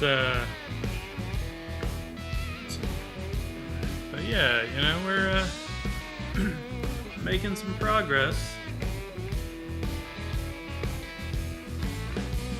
little by little.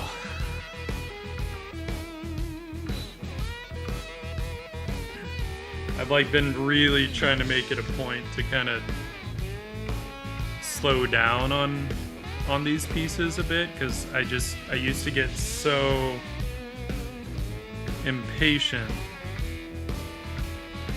especially, you know, working as a sketch artist. Most of the time we're getting stuff done so quickly that it's sometimes hard to then spend a lot of time on one piece. You start feeling, at least I'll start feeling antsy and like, okay, time to be done now.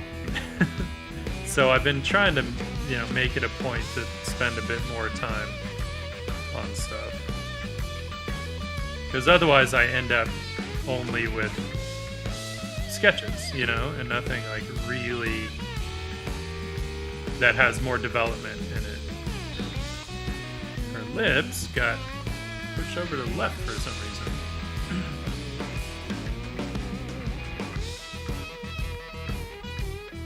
But at the same time, you know, I still don't like to spend too much time on stuff. But, you know, I'll spend as much time as I need to get it done right.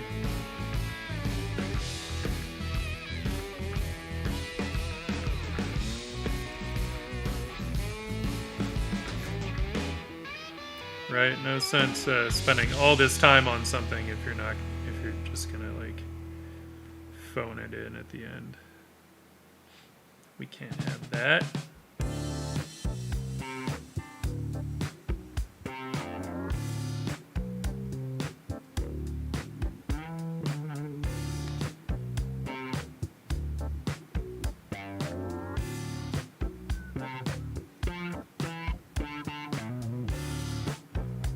Funky, we're getting funky.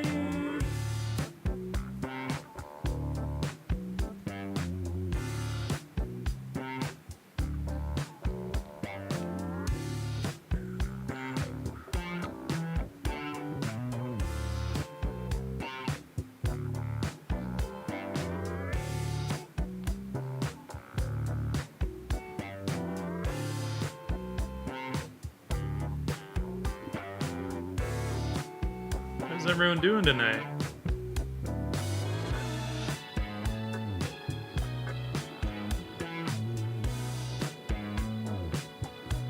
How's everyone doing in general?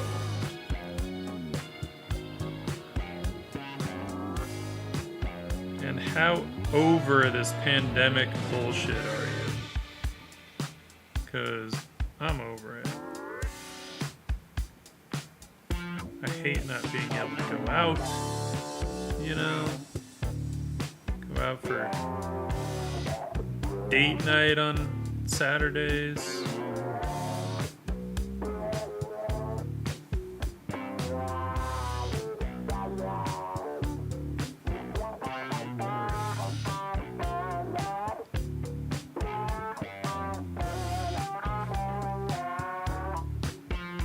Nice. Dude, ponchos are rad. I gotta say, one of the best inventions. So convenient, super comfy. I mean, wearing a blanket, right? Like, come on. That's awesome.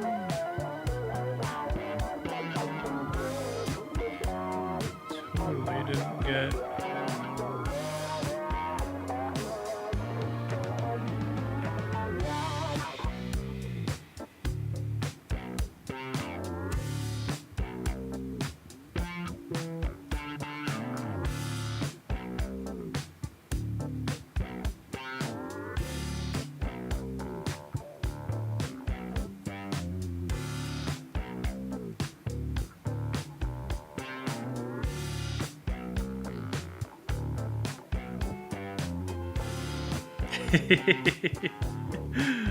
That's awesome.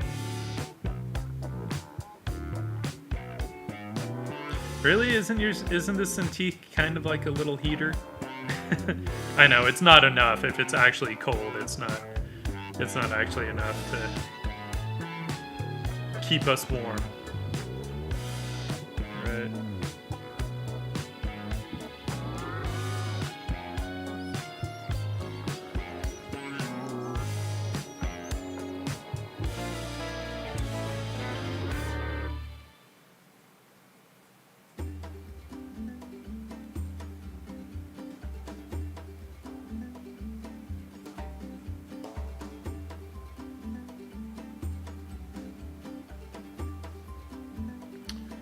Oops.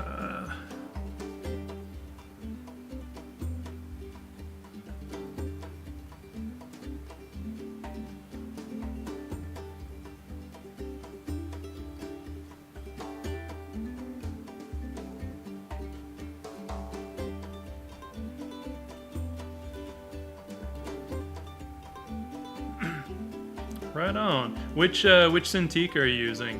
I mean, I'm on the 32 Pro, and I have to say, like, it doesn't heat up like the older ones did. The older ones, like, those things got hot.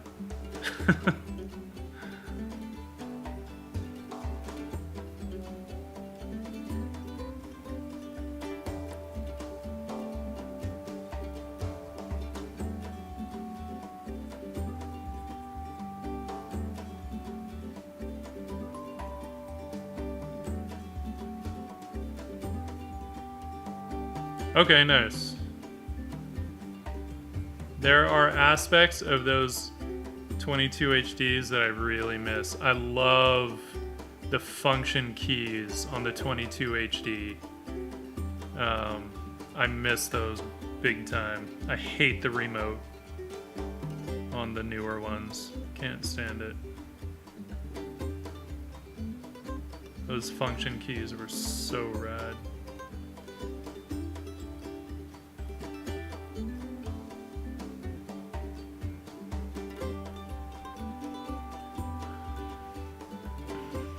Yeah, Vern, the new ones especially, like, they don't generate a lot of heat, but they can be loud when the fan kicks on to keep them cool. Like, you hear that thing.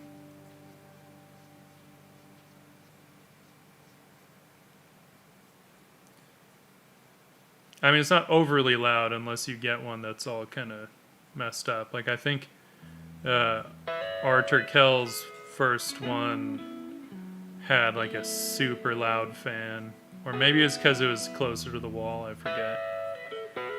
But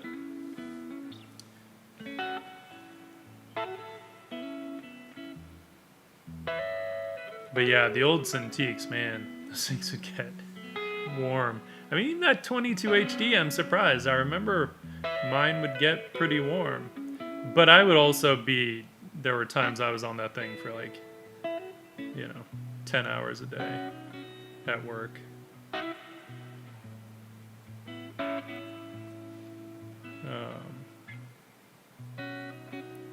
But I do remember the 22 actually getting pretty warm on me.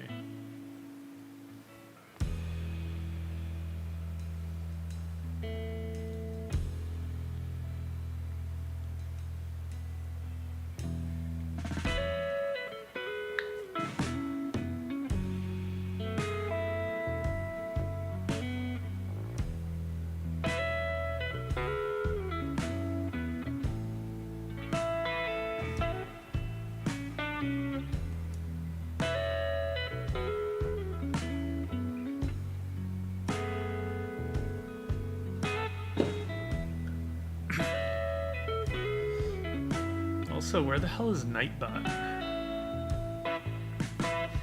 Nightbot's like slacking.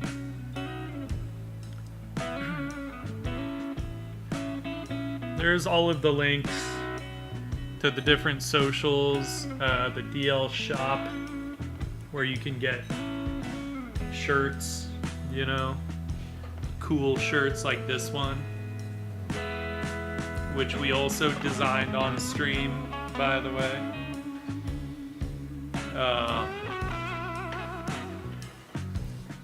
Discord is at the bottom, I think, of that link stack. If anyone wants to join, you can always post up your art, and I'm always happy to give feedback if you want feedback, or you can just post it to show it off.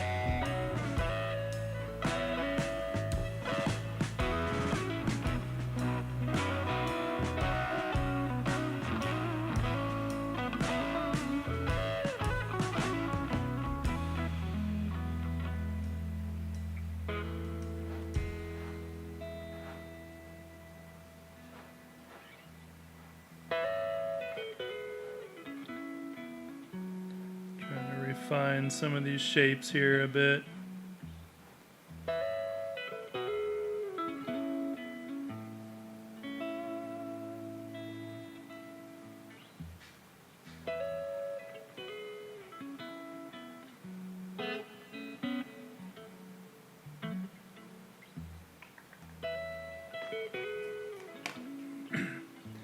And because Autumn redeemed it,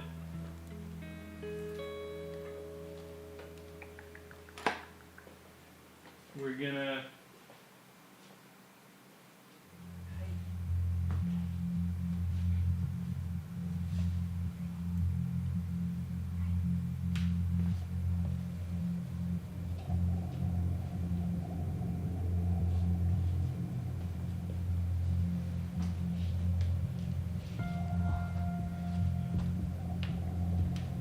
say hi to the kitty. And she's gonna hate us for it, but we'll say hi to her anyway.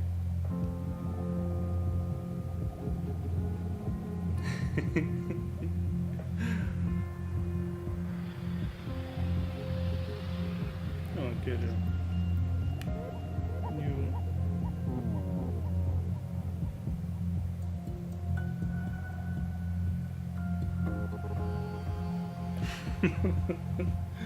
She's like, Dad, I've had enough. You're embarrassing me. You're embarrassing me. Too bad. Too bad. Hmm? Yeah.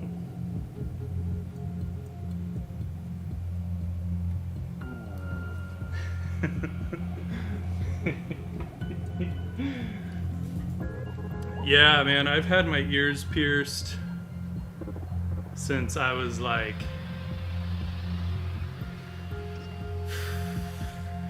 I think 18. I think I pierced them at 18. I may have pierced them just a little before that, 17 maybe. So since what, like 1997, I think. Of course, now I have to deal with cat hair on my face. What are you gonna do? That's what I get for harassing my cat.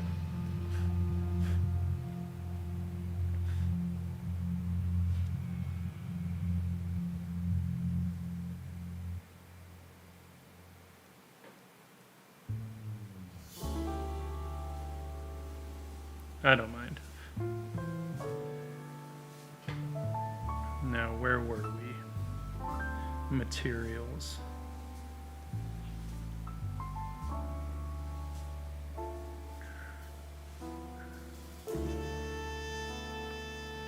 Want a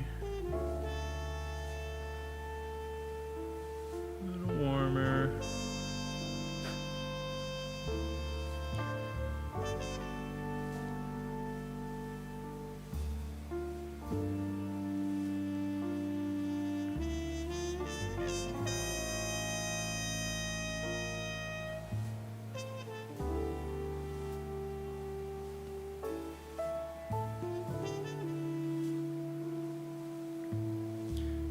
I do have to say, having a pet,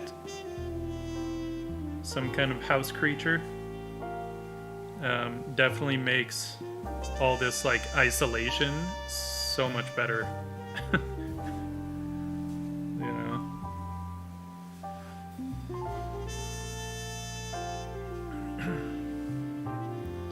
It's like,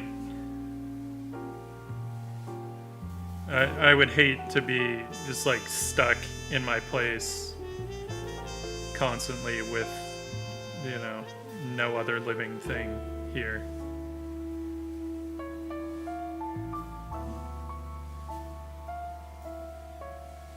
And my girlfriend, you know, she has a cat as well at her place. And I think quarantine has made her a little obsessed. So she says. But, you know, I'm kind of the same way. Like every time, like during the day, I get up to use the restroom, and then I see Denna on her tree, or, you know, sleeping on the bed, and I have to go and bug her. So I get it. I get it. Quarantine has made us all a little crazy. Turn this all into crazy cat ladies. What are you gonna do?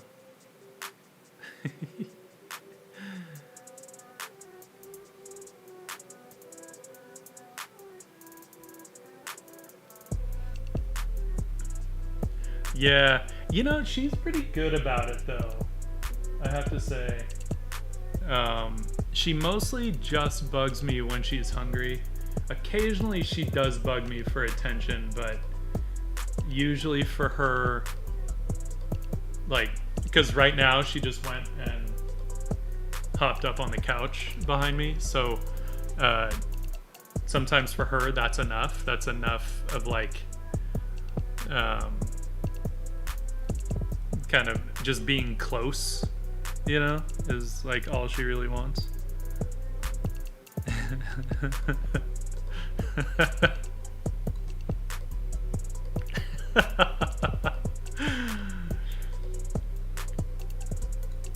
I don't know if clients necessarily care though, you know, like honestly, anytime we're in meetings for work and someone's cat walks right in front of the camera, everyone's always like, oh my god, kitty cat. You know, like no one cares, at least not in a negative way.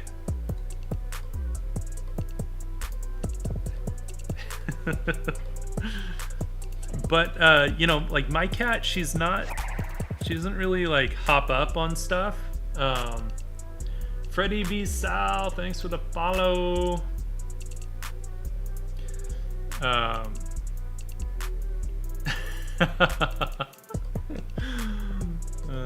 Yeah, that'd be a bit tough. Denna mostly just screams when she wants food.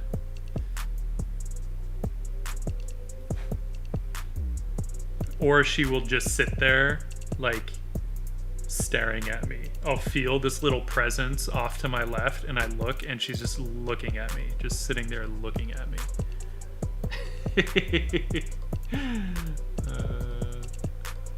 Oh, kitty. Oh, let's see.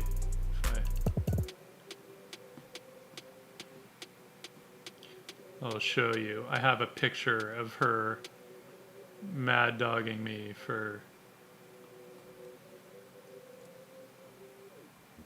food.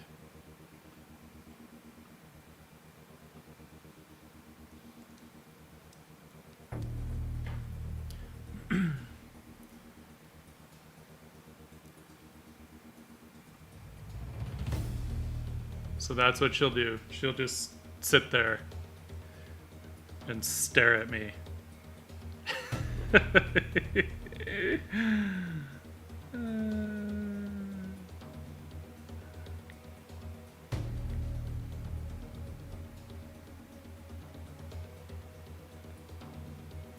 don't know, she's very serious about it, but I just think it's kind of funny.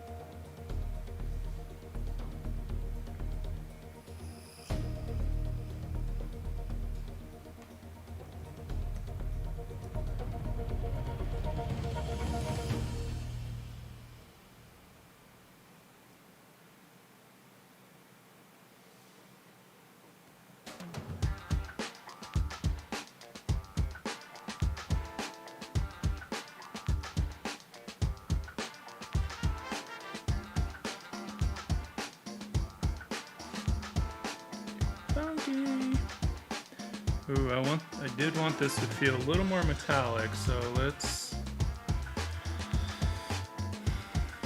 think about that. Yeah, please. Absolutely. And thank you for asking.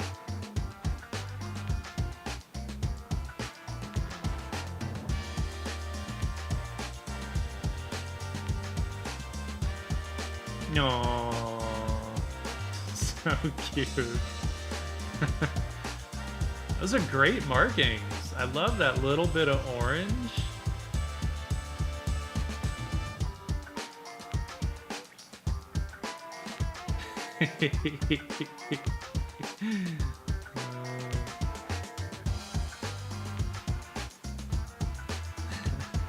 I see she also has green eyes.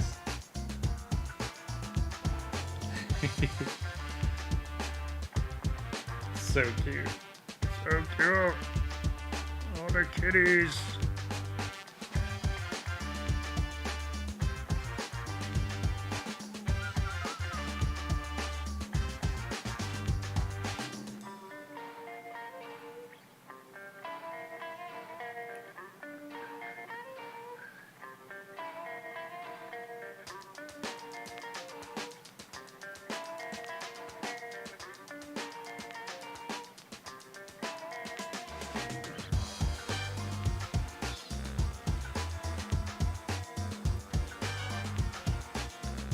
Oh, you have two?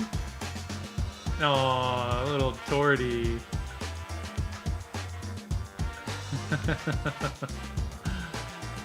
Yeah, my girlfriend's cat is a blue and cream Torty. So cute.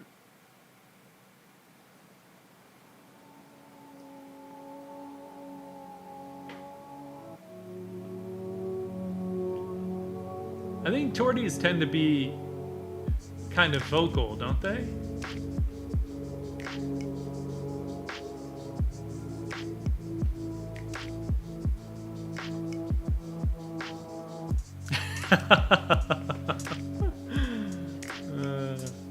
Yeah, mine's a rescue. Though my friend had rescued her, not too far from where I live. She had rescued her. She was like, she found her when she was about 5 weeks old.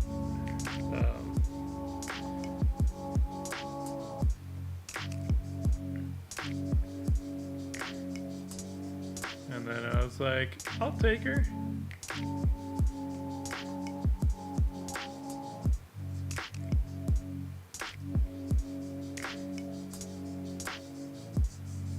And I'm very glad that I did.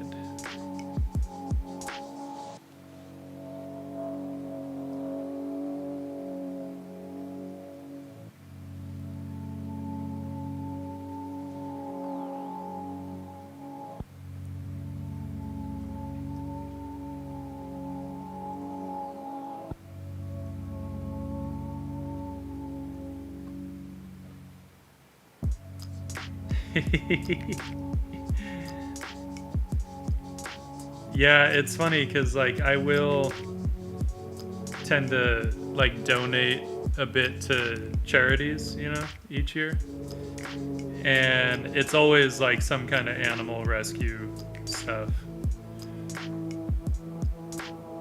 I mean, I know that there are a lot of people out there that need help too, but I kind of like animals more than I like people, so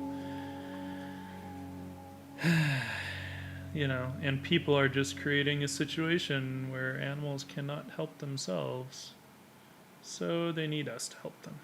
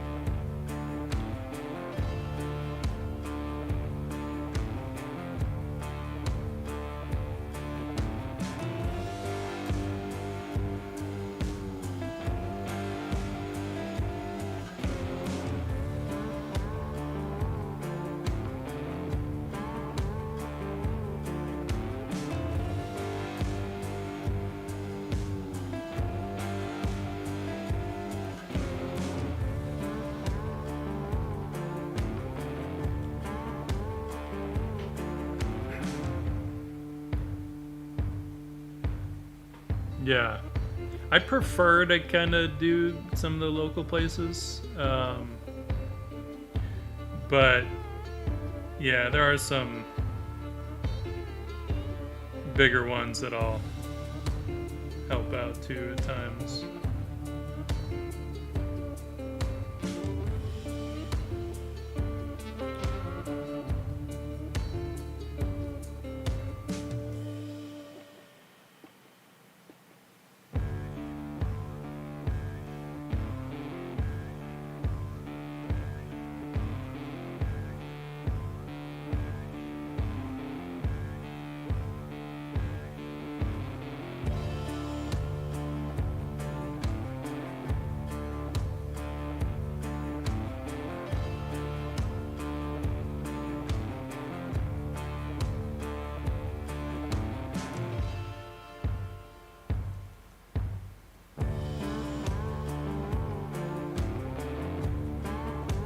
I don't want all these lines here to be like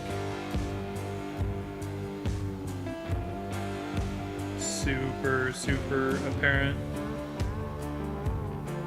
Right? I feel like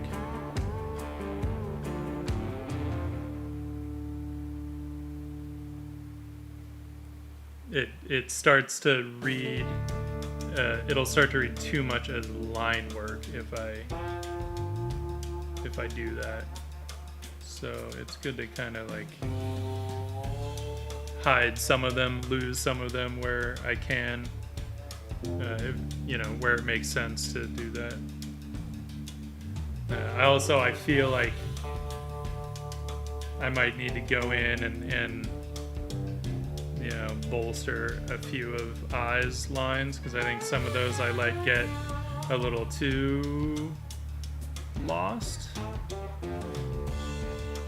But I also need to kind of want to punch up the light on her face a little bit, but I'll wait for that.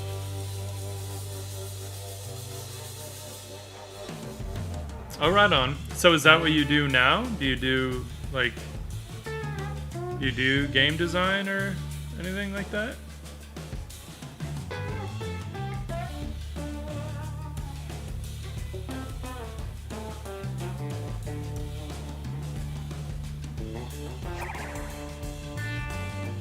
Hey, Joe, Carolina. Thank you for the follow.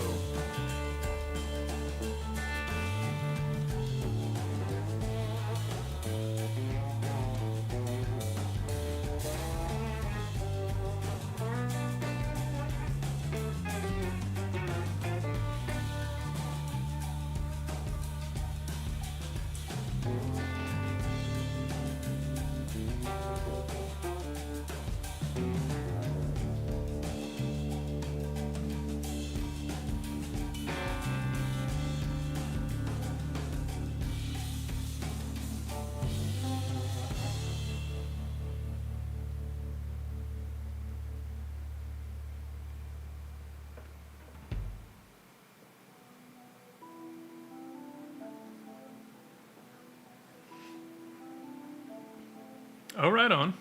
Very cool. Yeah, I mean there's so many avenues now, right, that we can take that just weren't around before. I mean the fact that you can kind of do a lot of this stuff without having to go to school. At the time when I did go to school, a lot of the methods of learning that are available now just weren't around.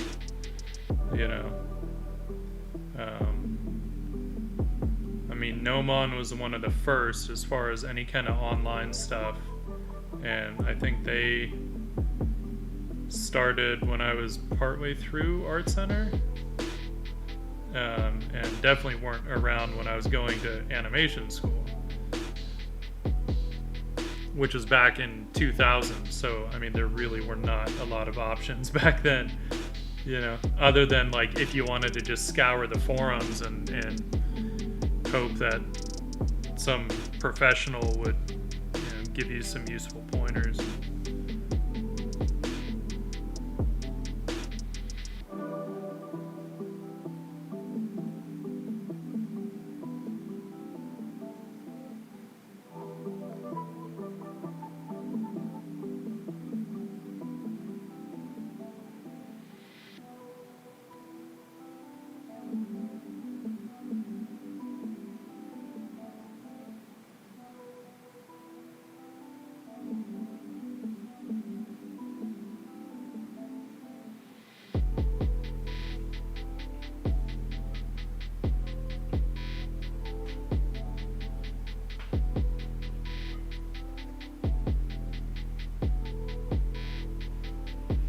Yeah, that's awesome.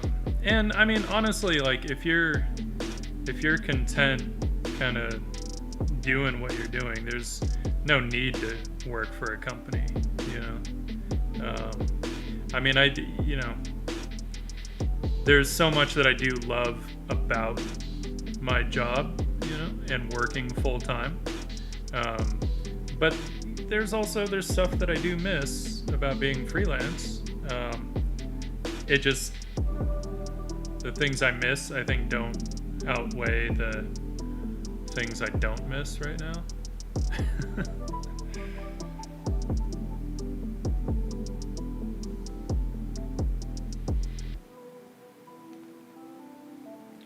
But, you know, I really loved being freelance. It was a lot of fun.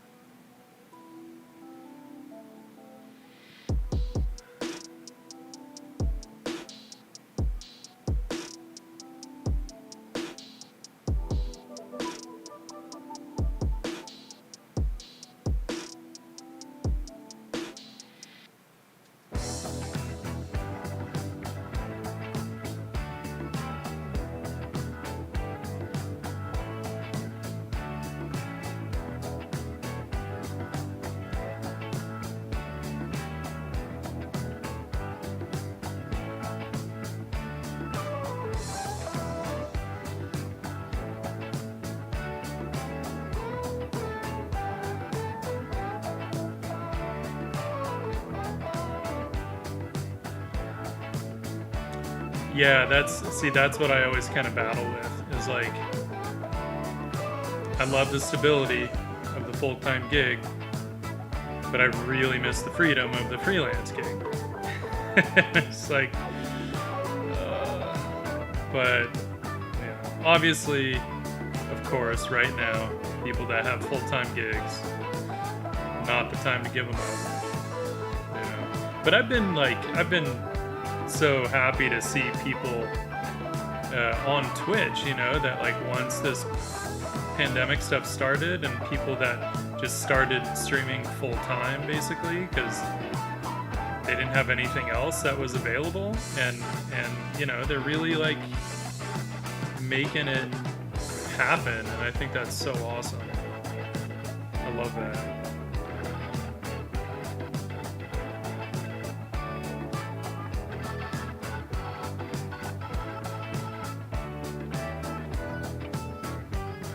I would do the same thing if I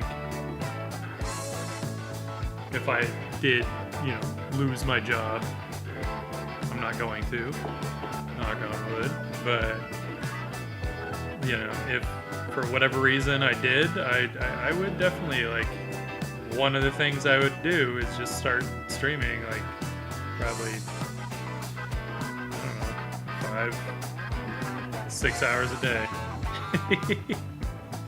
Because why not, you know? Like, I'd be doing art anyway.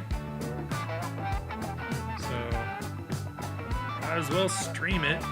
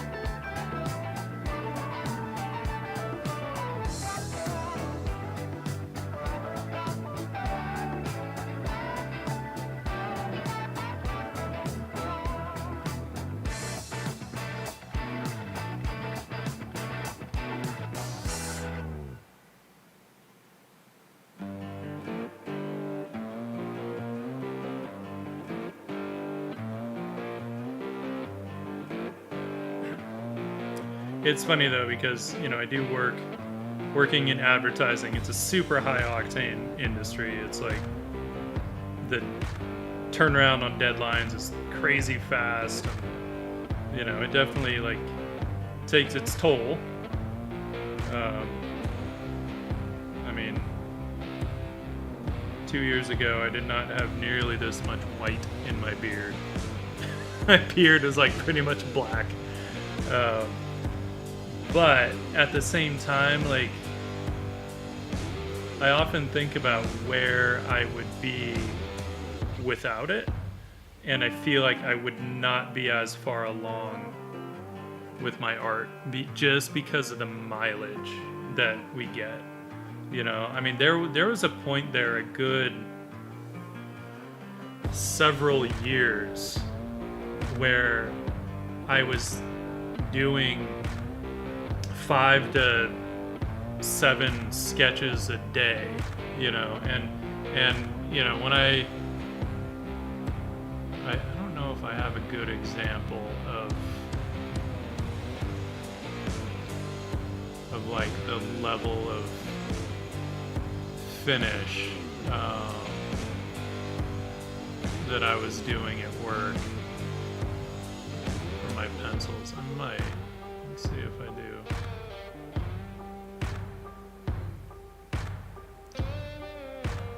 Because it would usually be several characters and an environment, right, is what I was doing. I mean, this is an old one, not from the place I currently work at, but let's bring this guy. This was for Mortal Kombat 10, I think. You know, so I would do kind of like this level of finish, and oftentimes like anywhere from 1 to, you know, 5 or 6 characters.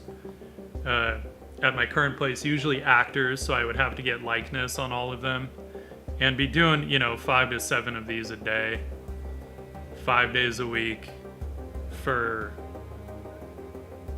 I mean, probably 4 or 5 years. That's what I was doing. And so just like that mileage, the sheer number of sketches, and then like I never knew what project was gonna come across my desk, right? So and whatever it was, I had to draw it. Whatever kind of people were in the project, whatever kind of like things were in the project, you know, environments, who knew, like whatever was there that needed drawing, I drew it. So, you know, it's like I got so much mileage from that and experience drawing things that I would never normally draw on my own, you know. And so I definitely owe a lot of kind of what I can do now to that, you know. Just the amount of things that I can draw out of my head pretty convincingly is largely due to that stuff.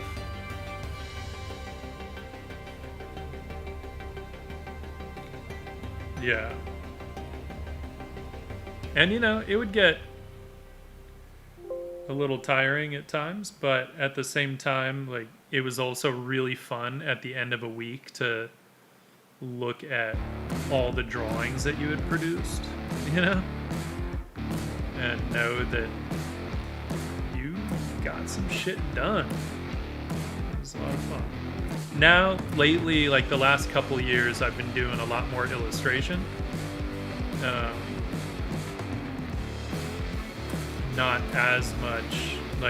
as much day-to-day sketching like that. So, thankfully, we've got an awesome team, and I can rely on them to really get a lot of those sketches done. And it was interesting because, like, a couple years ago, I had even kind of said to to like my bosses that, you know, at some point I'd really love to transition to doing more illustration and not necessarily hammering out, you know, average of like 6 sketches a day, because, you know, you can only do that for so long.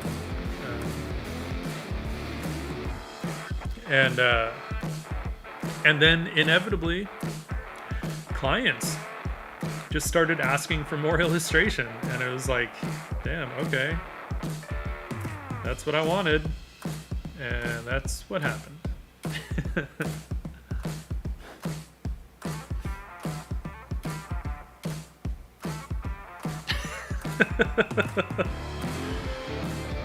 Yeah, I don't know though, like you start to kind of get a certain type of energy from being that productive. I mean, you know, burnout factor, it can be a thing. Thankfully, I've never really suffered from that much. Like, anytime I did, it was very temporary. Like for maybe a week, you know? And at least I always had work to keep me drawing through that week. It just, when I would burn out, I would just kind of stop producing as much on my own outside of work, you know. For me though, like, drawing it's such a habit, and I get really kind of anxious and antsy if I go too long without drawing. Too long being like a day and a half. I'm an addict.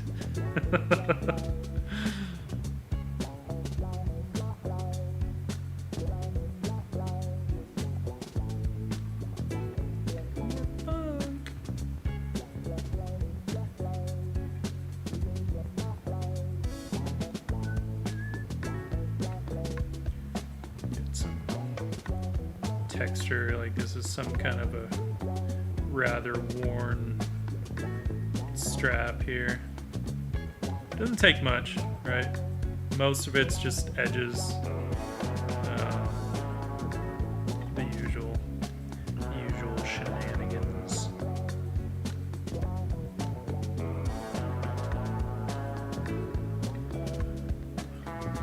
I have no idea what that is.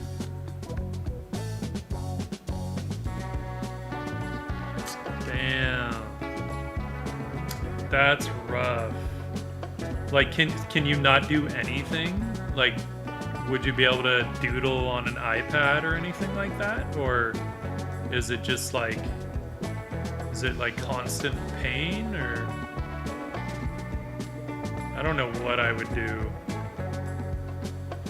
I would probably focus more on writing at that point, because I could just dictate stuff, even though half of it would probably be gibberish given the current dictation systems. But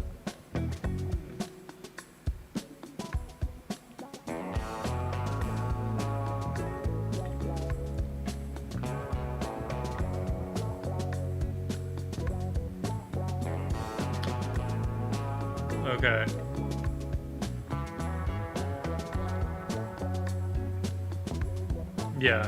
Yeah, I hear you. Yeah, like my dad had rheumatoid arthritis, and when he would get a flare-up, that combined with gout, right? And it was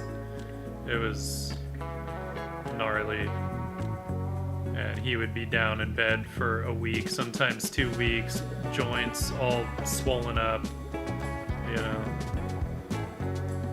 So I haven't experienced it, but I've seen it and, you know, dealt with it to a degree. That kind of debilitating pain.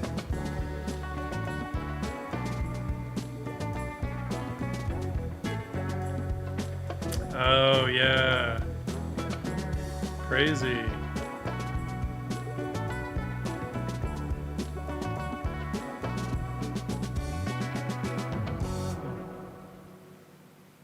Well, I'm glad that you're being able to at least like do some art, you know? That's a good thing.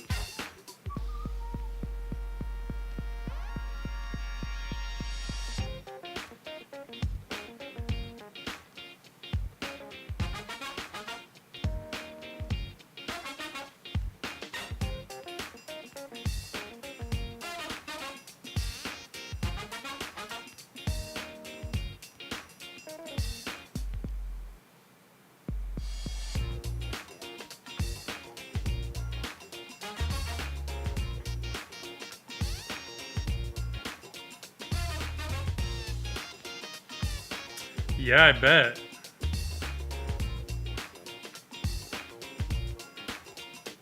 That's, sometimes the world just has other plans, right?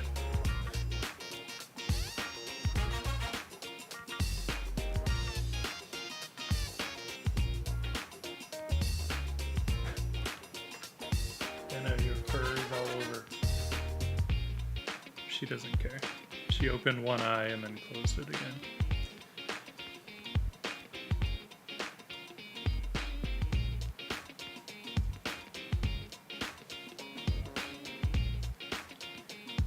So some of these things are more metallic. I'm going to want to clean up some of these shapes, ellipses.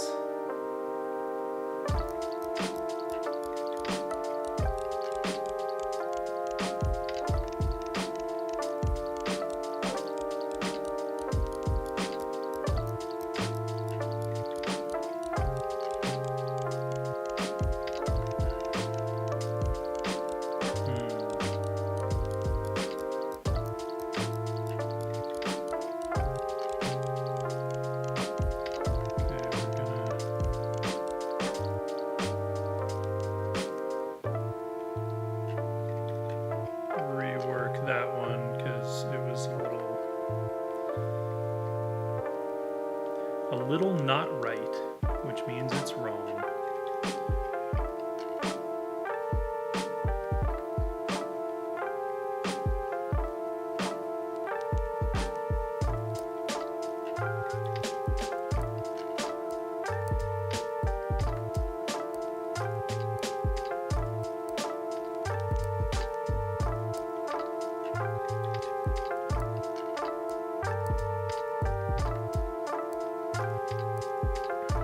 Hell yeah. And, you know, if you're actually being able to like, get some work doing it, that's great. You know?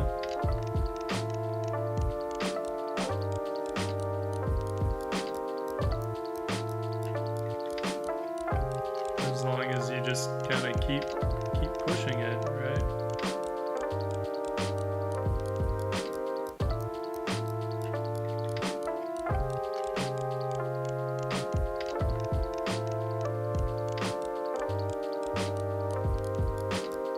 Was it that said it's like inspiration comes to the prepared mind or something like that? Somewhere along those lines. Some mathematician that's probably a lot smarter than me. But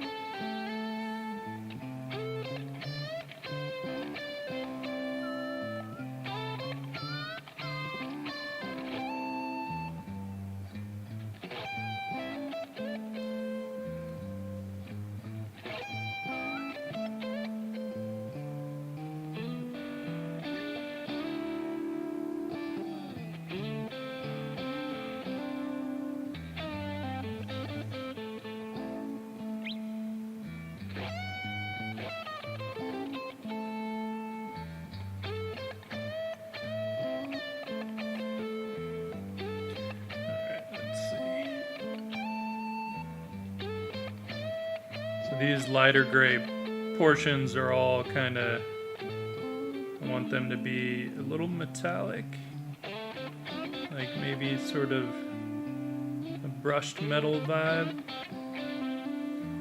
So we're gonna get in and brush them up.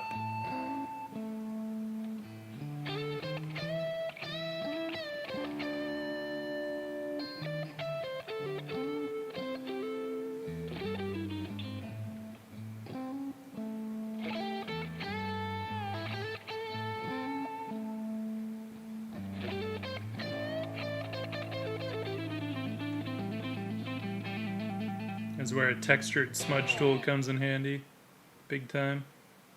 Right, you can see the brush head on this smudge tool. It's basically, it's meant to be like a brush. I just use it for smudging. So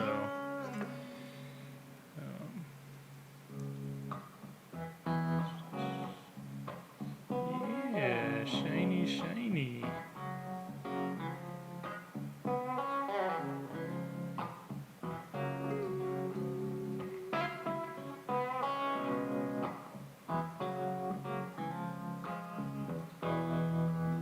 But then this is kind of the stuff where you also want to be a little careful about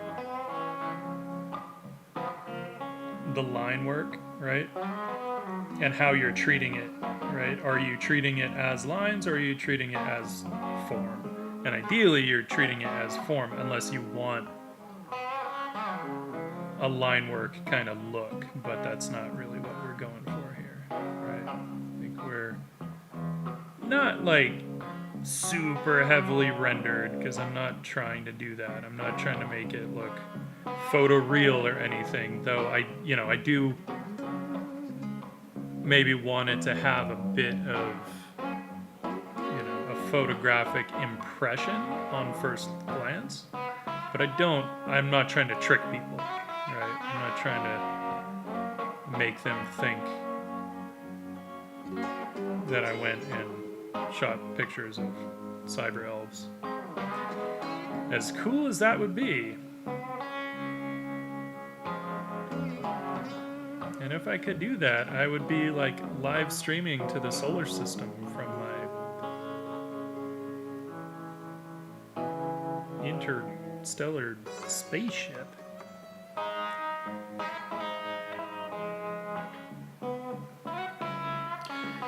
Hey Mauricio, you have a good night, my friend. Thank you for joining us. I'm glad you could catch more of this one.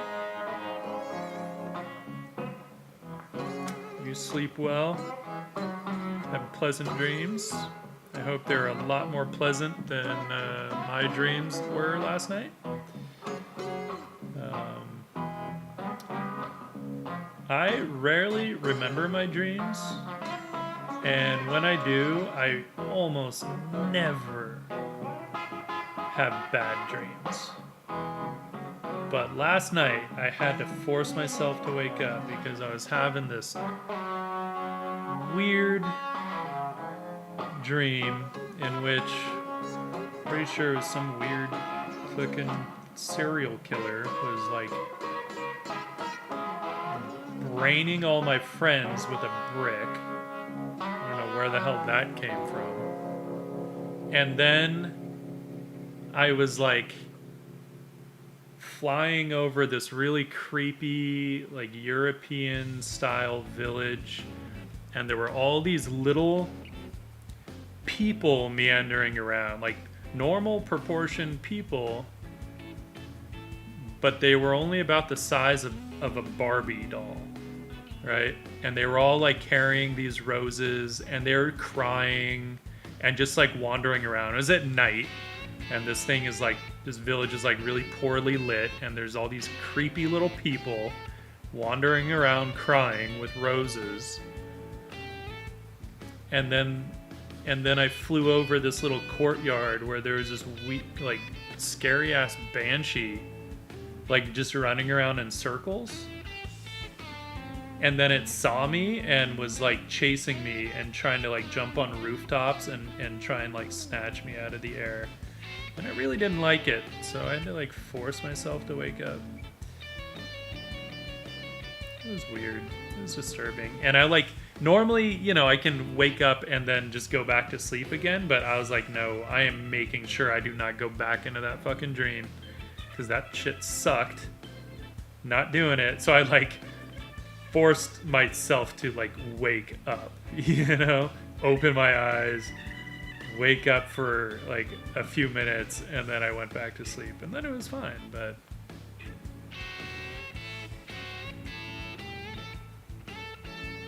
yeah, luckily I actually still got plenty of sleep last night, so it was one of those where I just had to like not think about it too much and just go to sleep, clear my head, and then go to sleep. Because otherwise, yeah, I normally have kind of a hard time falling asleep. It's like my girlfriend can just like fall asleep like right away. I'm a little jealous of that sometimes.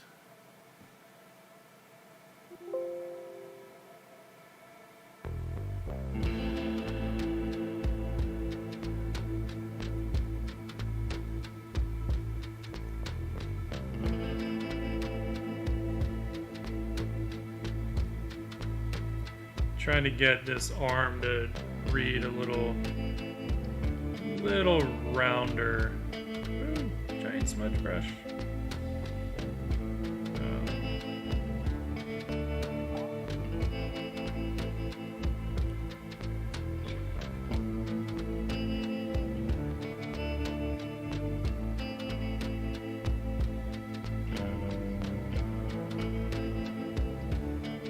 Yeah, I'll do that sometimes, Autumn. Like, I've always been kind of, I don't know why, I've always sort of tapped and sort of fidgeted with my feet.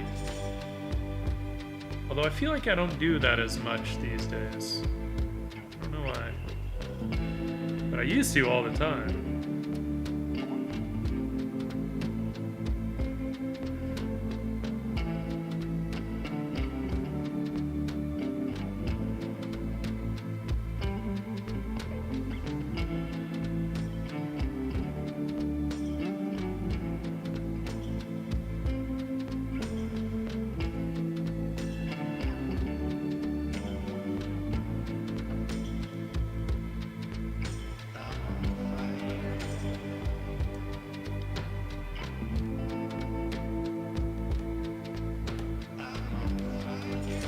Turn off that steam up there, and that, so that we got accurate color.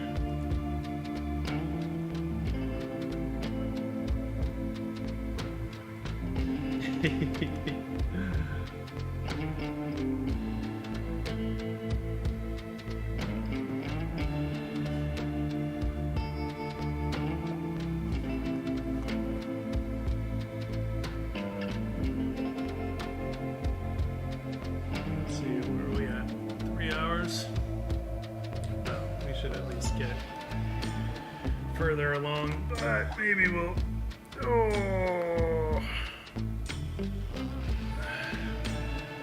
get some stretching in there, and maybe just a little bit of chill time for a minute as we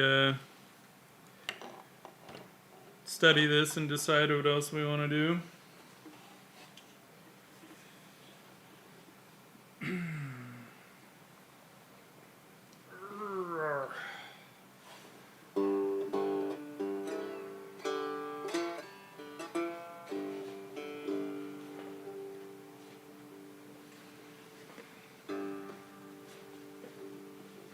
Stand up a little.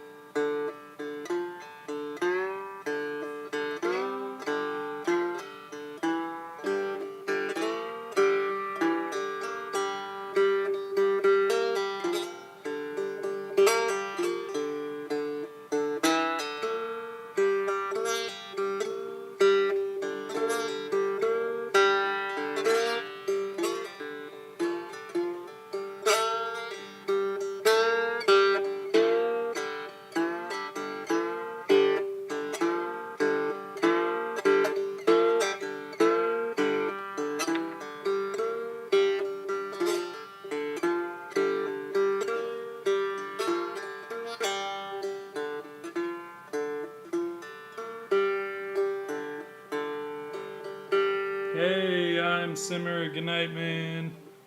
Thanks for hanging out. hope you sleep well too.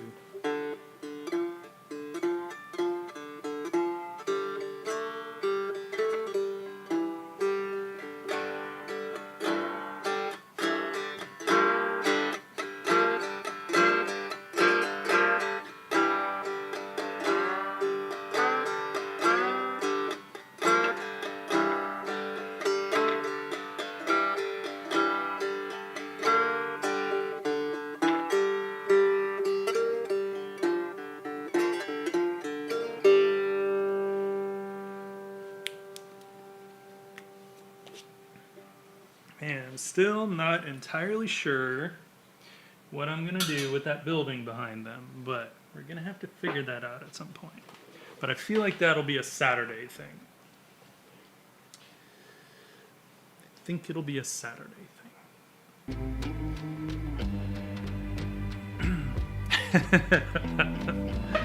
Thanks, man. I've been trying to like pick it up again more often. I was like, man, I have it sitting here and have not been playing, and I should play. Because, why not?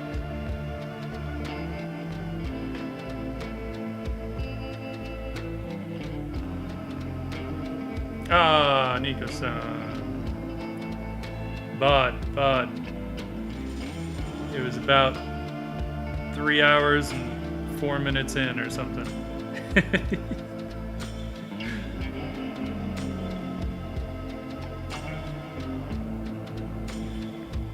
Realized I was like so zoomed in on her, more so than I was on the others.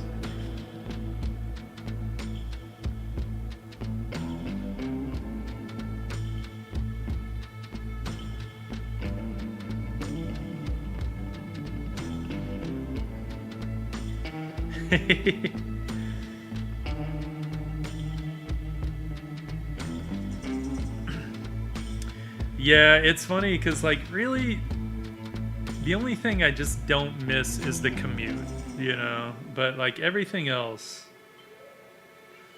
you know, like it was so nice to just, all of us just hang out all day, talk art, talk shit, whatever, you know, like that stuff was great. If only there was like better places to live closer to work.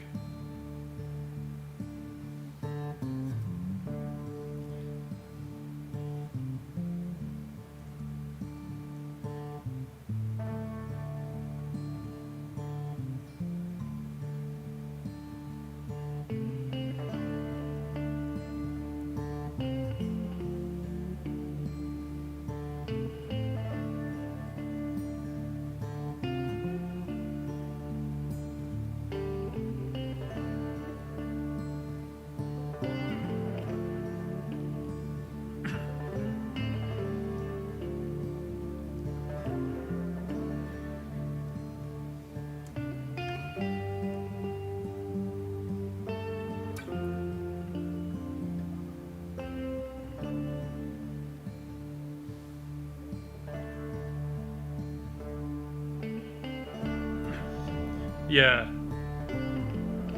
I hear ya.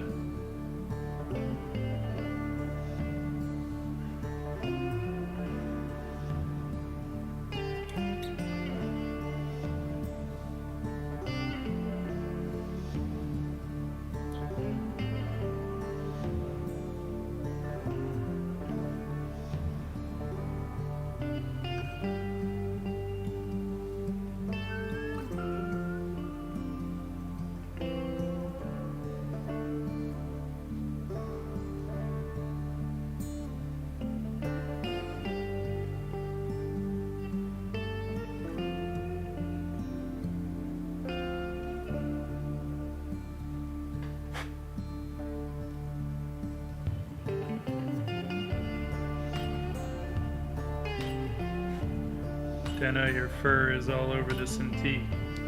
You. She doesn't care.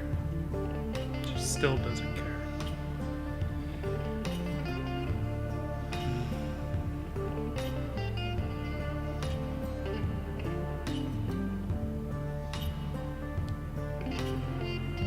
Hey, Viscera, thank you. Thanks for hanging out. I appreciate that. I appreciate you. And you have a good one, my friend.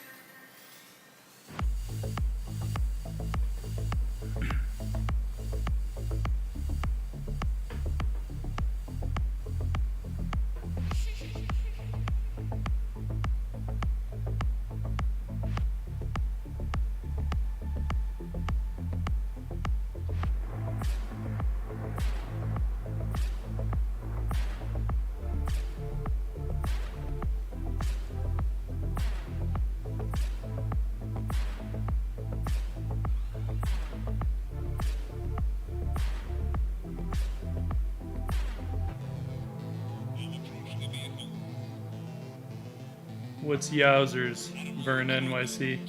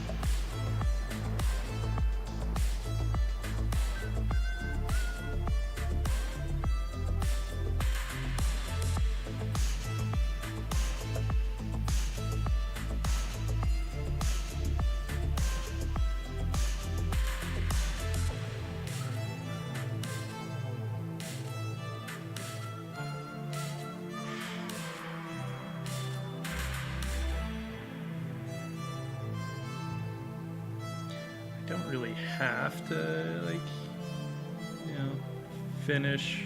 I mean, I don't know if I'll totally finish her tonight, but I wanted to at least kind of get a layer of paint, so to speak, across the whole thing. but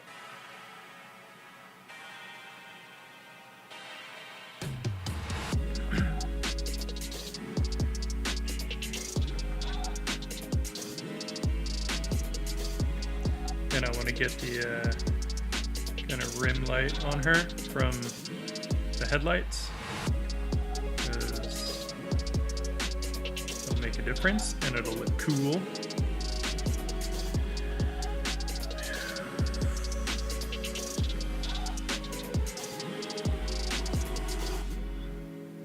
It's kind of really dark. I feel like the car needs that.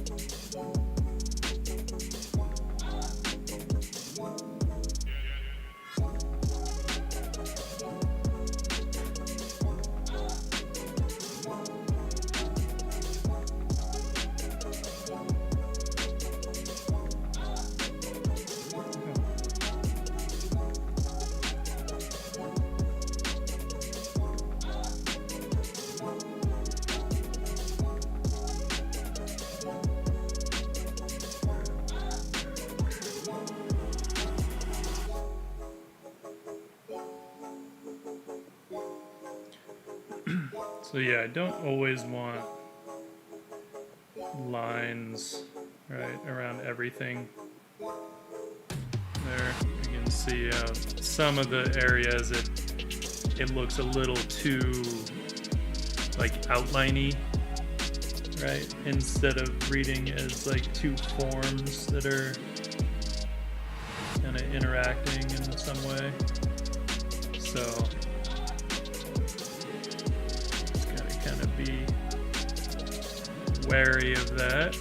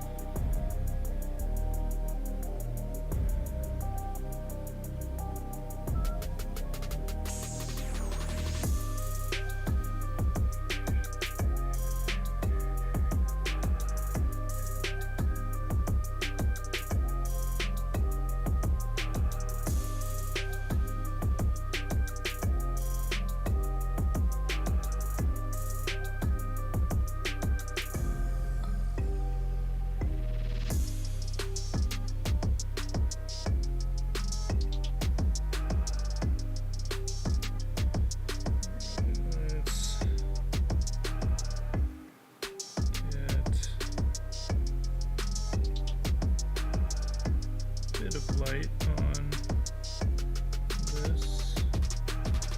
I don't want a ton of light, and honestly it's gonna be pretty much obscured by the steam that's coming out of that manhole cover.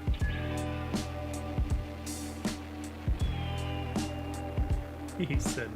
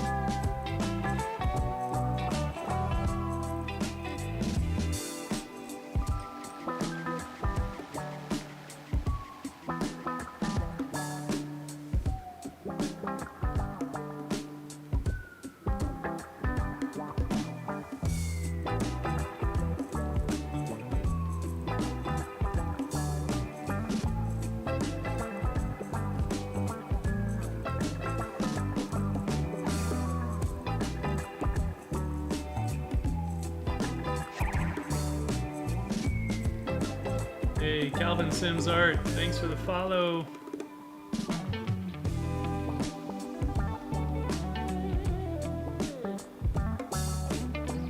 Thanks for joining the crew, whatever crew we are.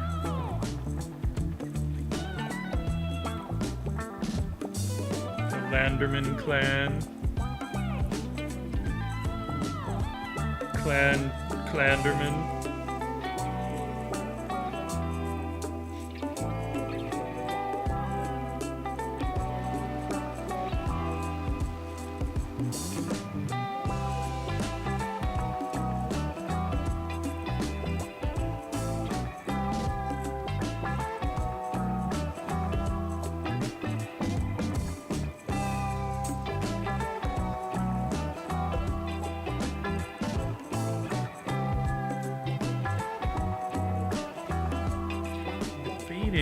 Let's see. Let's go a little cooler, lighter. I want this to be more almost kind of ambient. I mean, we're really not. I don't think we're really gonna see this. Yeah, we're not gonna see it much. But I don't want it to just be flat behind everything. So we're still got to render a little bit.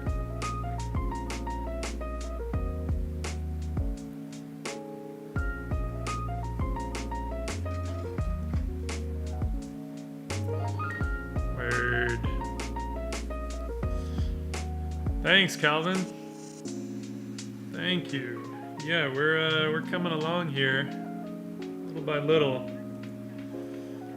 Got a ways to go still, but you know. Digging it. I am digging it. There's our car.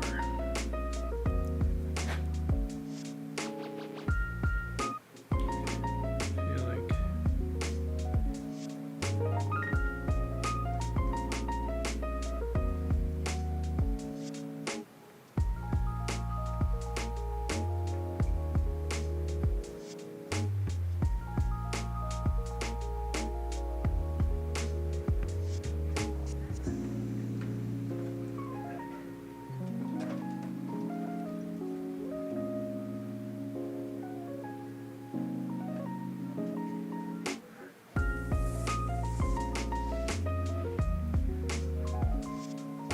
Thank you.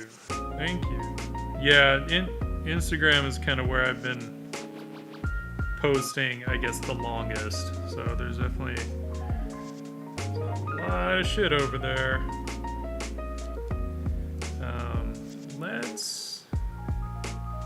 Alright, I feel like Quinn is ready to be merged. So much cat hair. I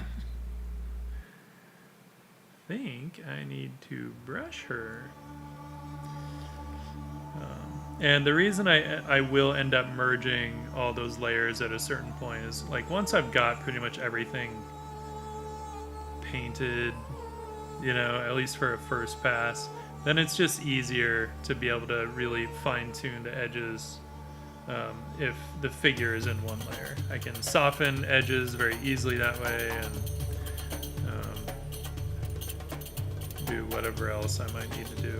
But I want to get the lighting from the headlights in there too,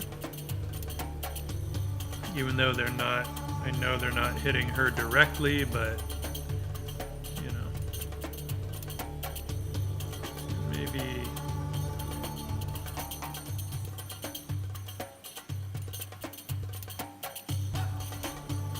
a little bit of, we're gonna need to get the light affecting her from that sign. Of course, if I'm doing this now, I'm like, okay, well now there's got to be some kind of a neon sign there, but I might have part of the sign like out, you know, like it's been damaged, because it's not like they're in a super nice town or even a nice part of town necessarily. So we're gonna dirty this stuff up at some point. Just, you know, not tonight, because gotta go to bed soon.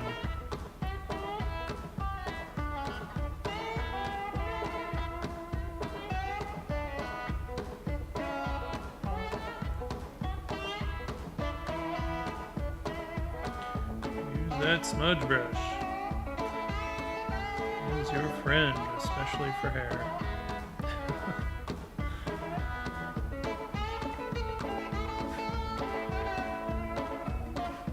It is a fun part, I have to say. It's always nice when you can do that.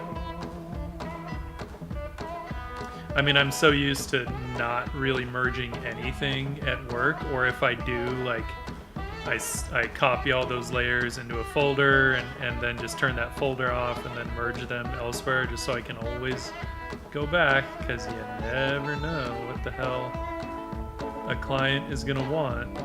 So I'm definitely a lot more cautious about that at work, but here I don't have to be so cautious.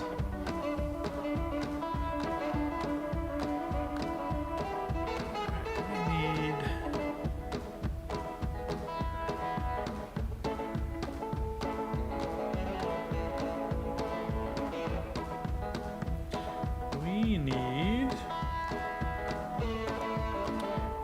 flyaways. Can't have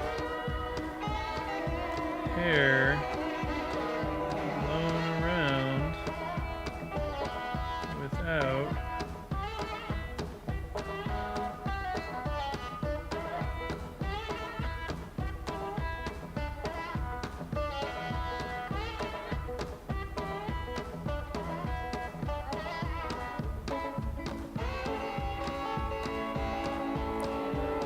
the little flyaways.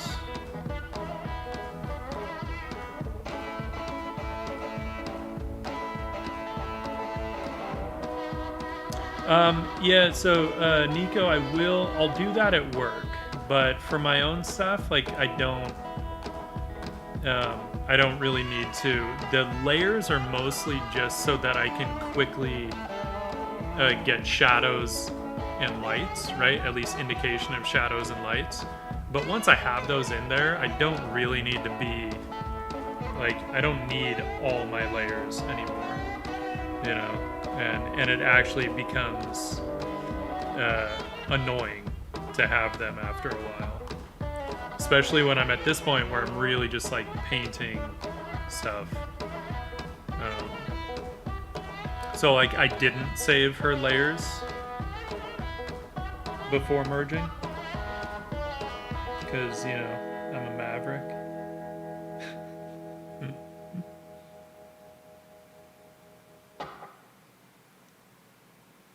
And I feel like at this point there isn't really anything that I'm worried about losing, you know, like nothing that I couldn't just get back if I needed it.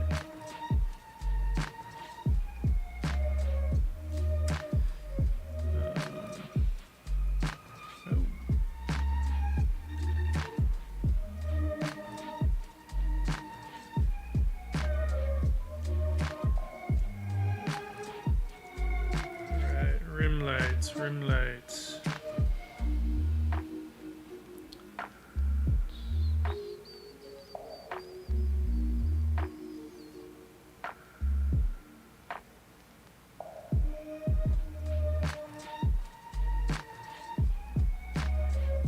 Yeah.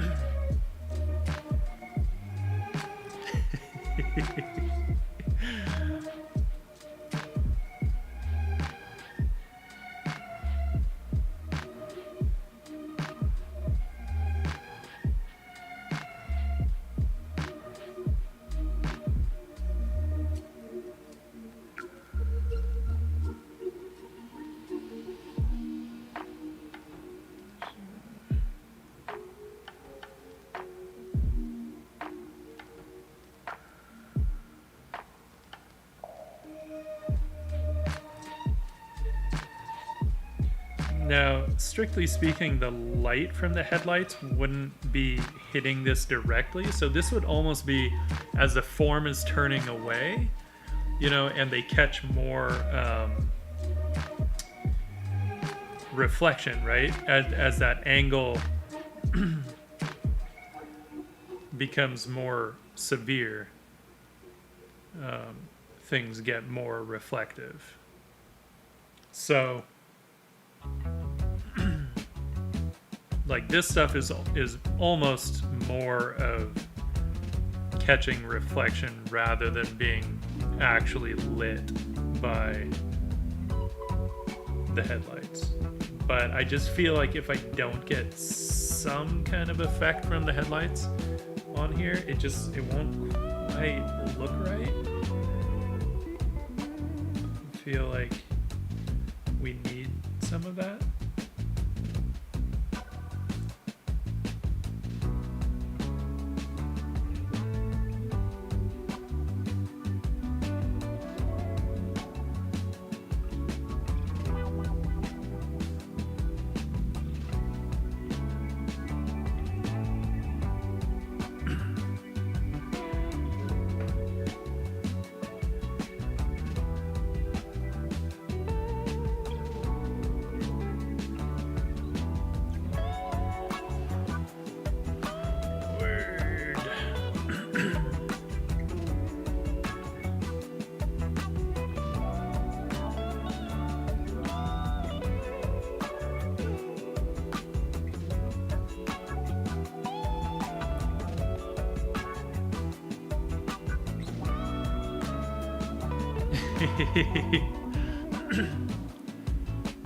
Crown clown, they can be.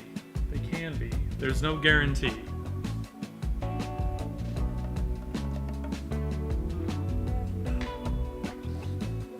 I've done my fair share of unpretty digital drawings.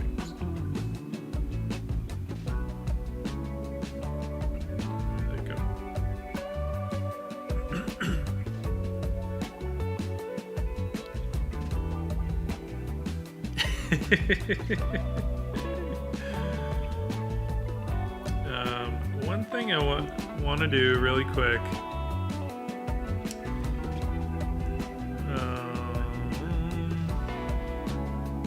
This light pole has just been bugging me. We need a little bit of rendering like we have on the one back there. Because it needs some love. It needs some love and affection. Right? As Def Leppard said.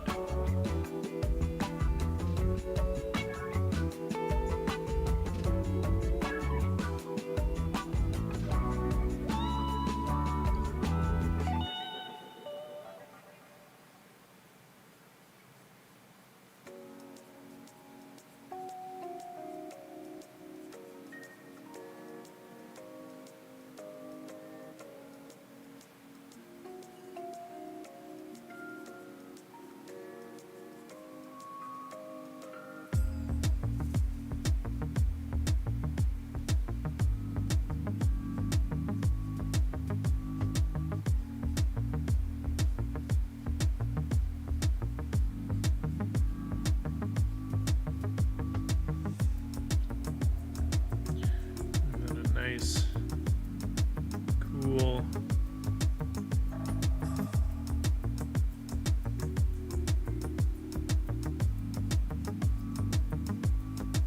Kind of specular down the center here.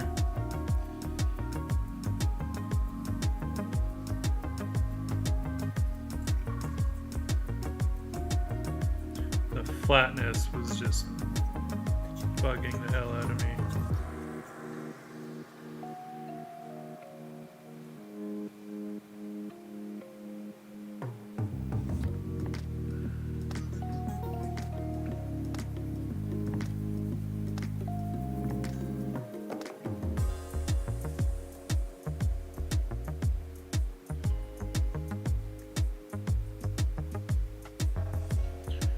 That line.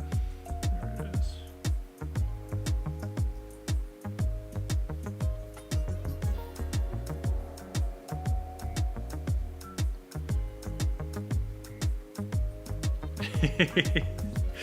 Yeah, it was bugging me. Like, no, we need some dimension.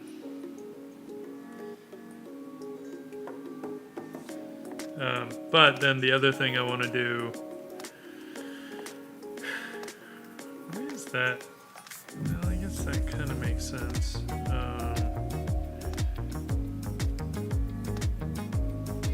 Yeah, no, that works. I'm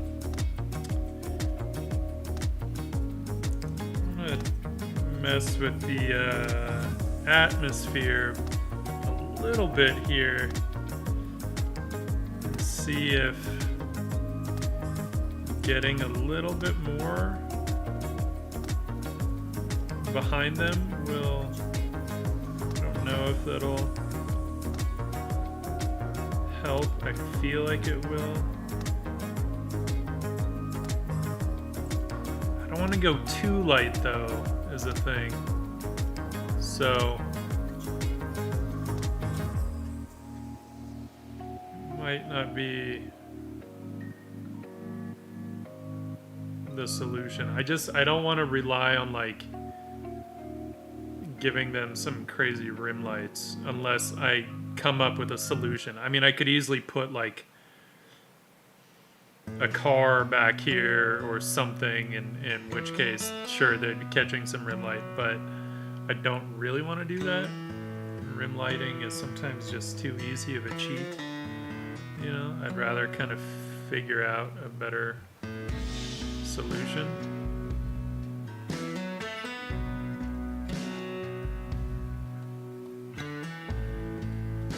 But I don't mind, like, you know, getting this atmosphere in here because we've already kind of set up that there is a lot of just like steam and maybe some fog. Like, it could easily be a kind of foggy night. I kind of dig that. I don't mind it.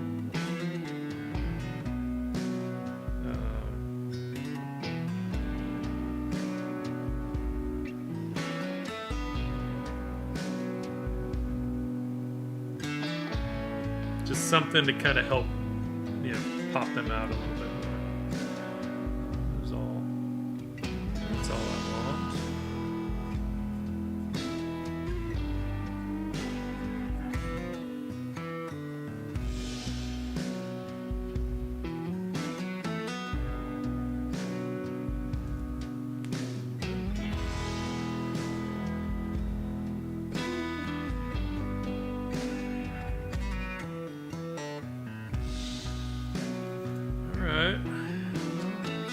looking good so far. Looking good. I want to get some little tiny glowy things on the car, like in here, at some point, you know, just to allude to a little bit of the tech. I know glowies are such a cheat, but whatever. We're gonna do it. We're gonna do it. Cool. Alright, well, I think I am going to call it a night.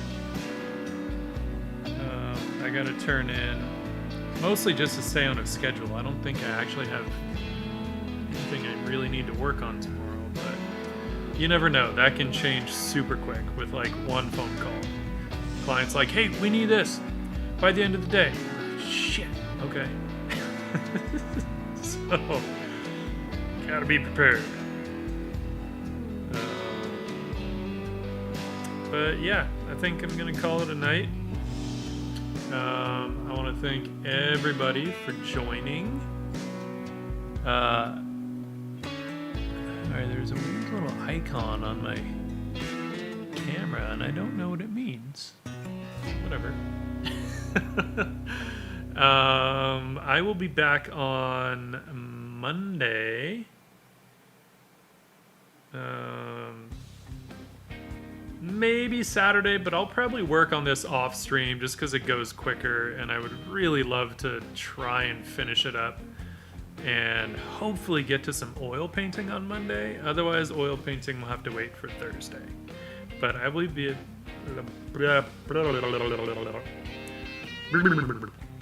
I'll be back Monday, 7 p.m. Pacific time. Anyone that wants to stop on in and see where we're at, please do so. Until then, I hope y'all have a fantastic night. I hope you have great weekends. We'll finish the last bit of rye. Alright, my friends. Y'all take care of yourselves. And we will see you next week. You can always check out the VOD on Twitch or YouTube. Pretty much as soon as I sign off here. So if you missed anything, feel free, go back, check it out, and enjoy the show. All right, people.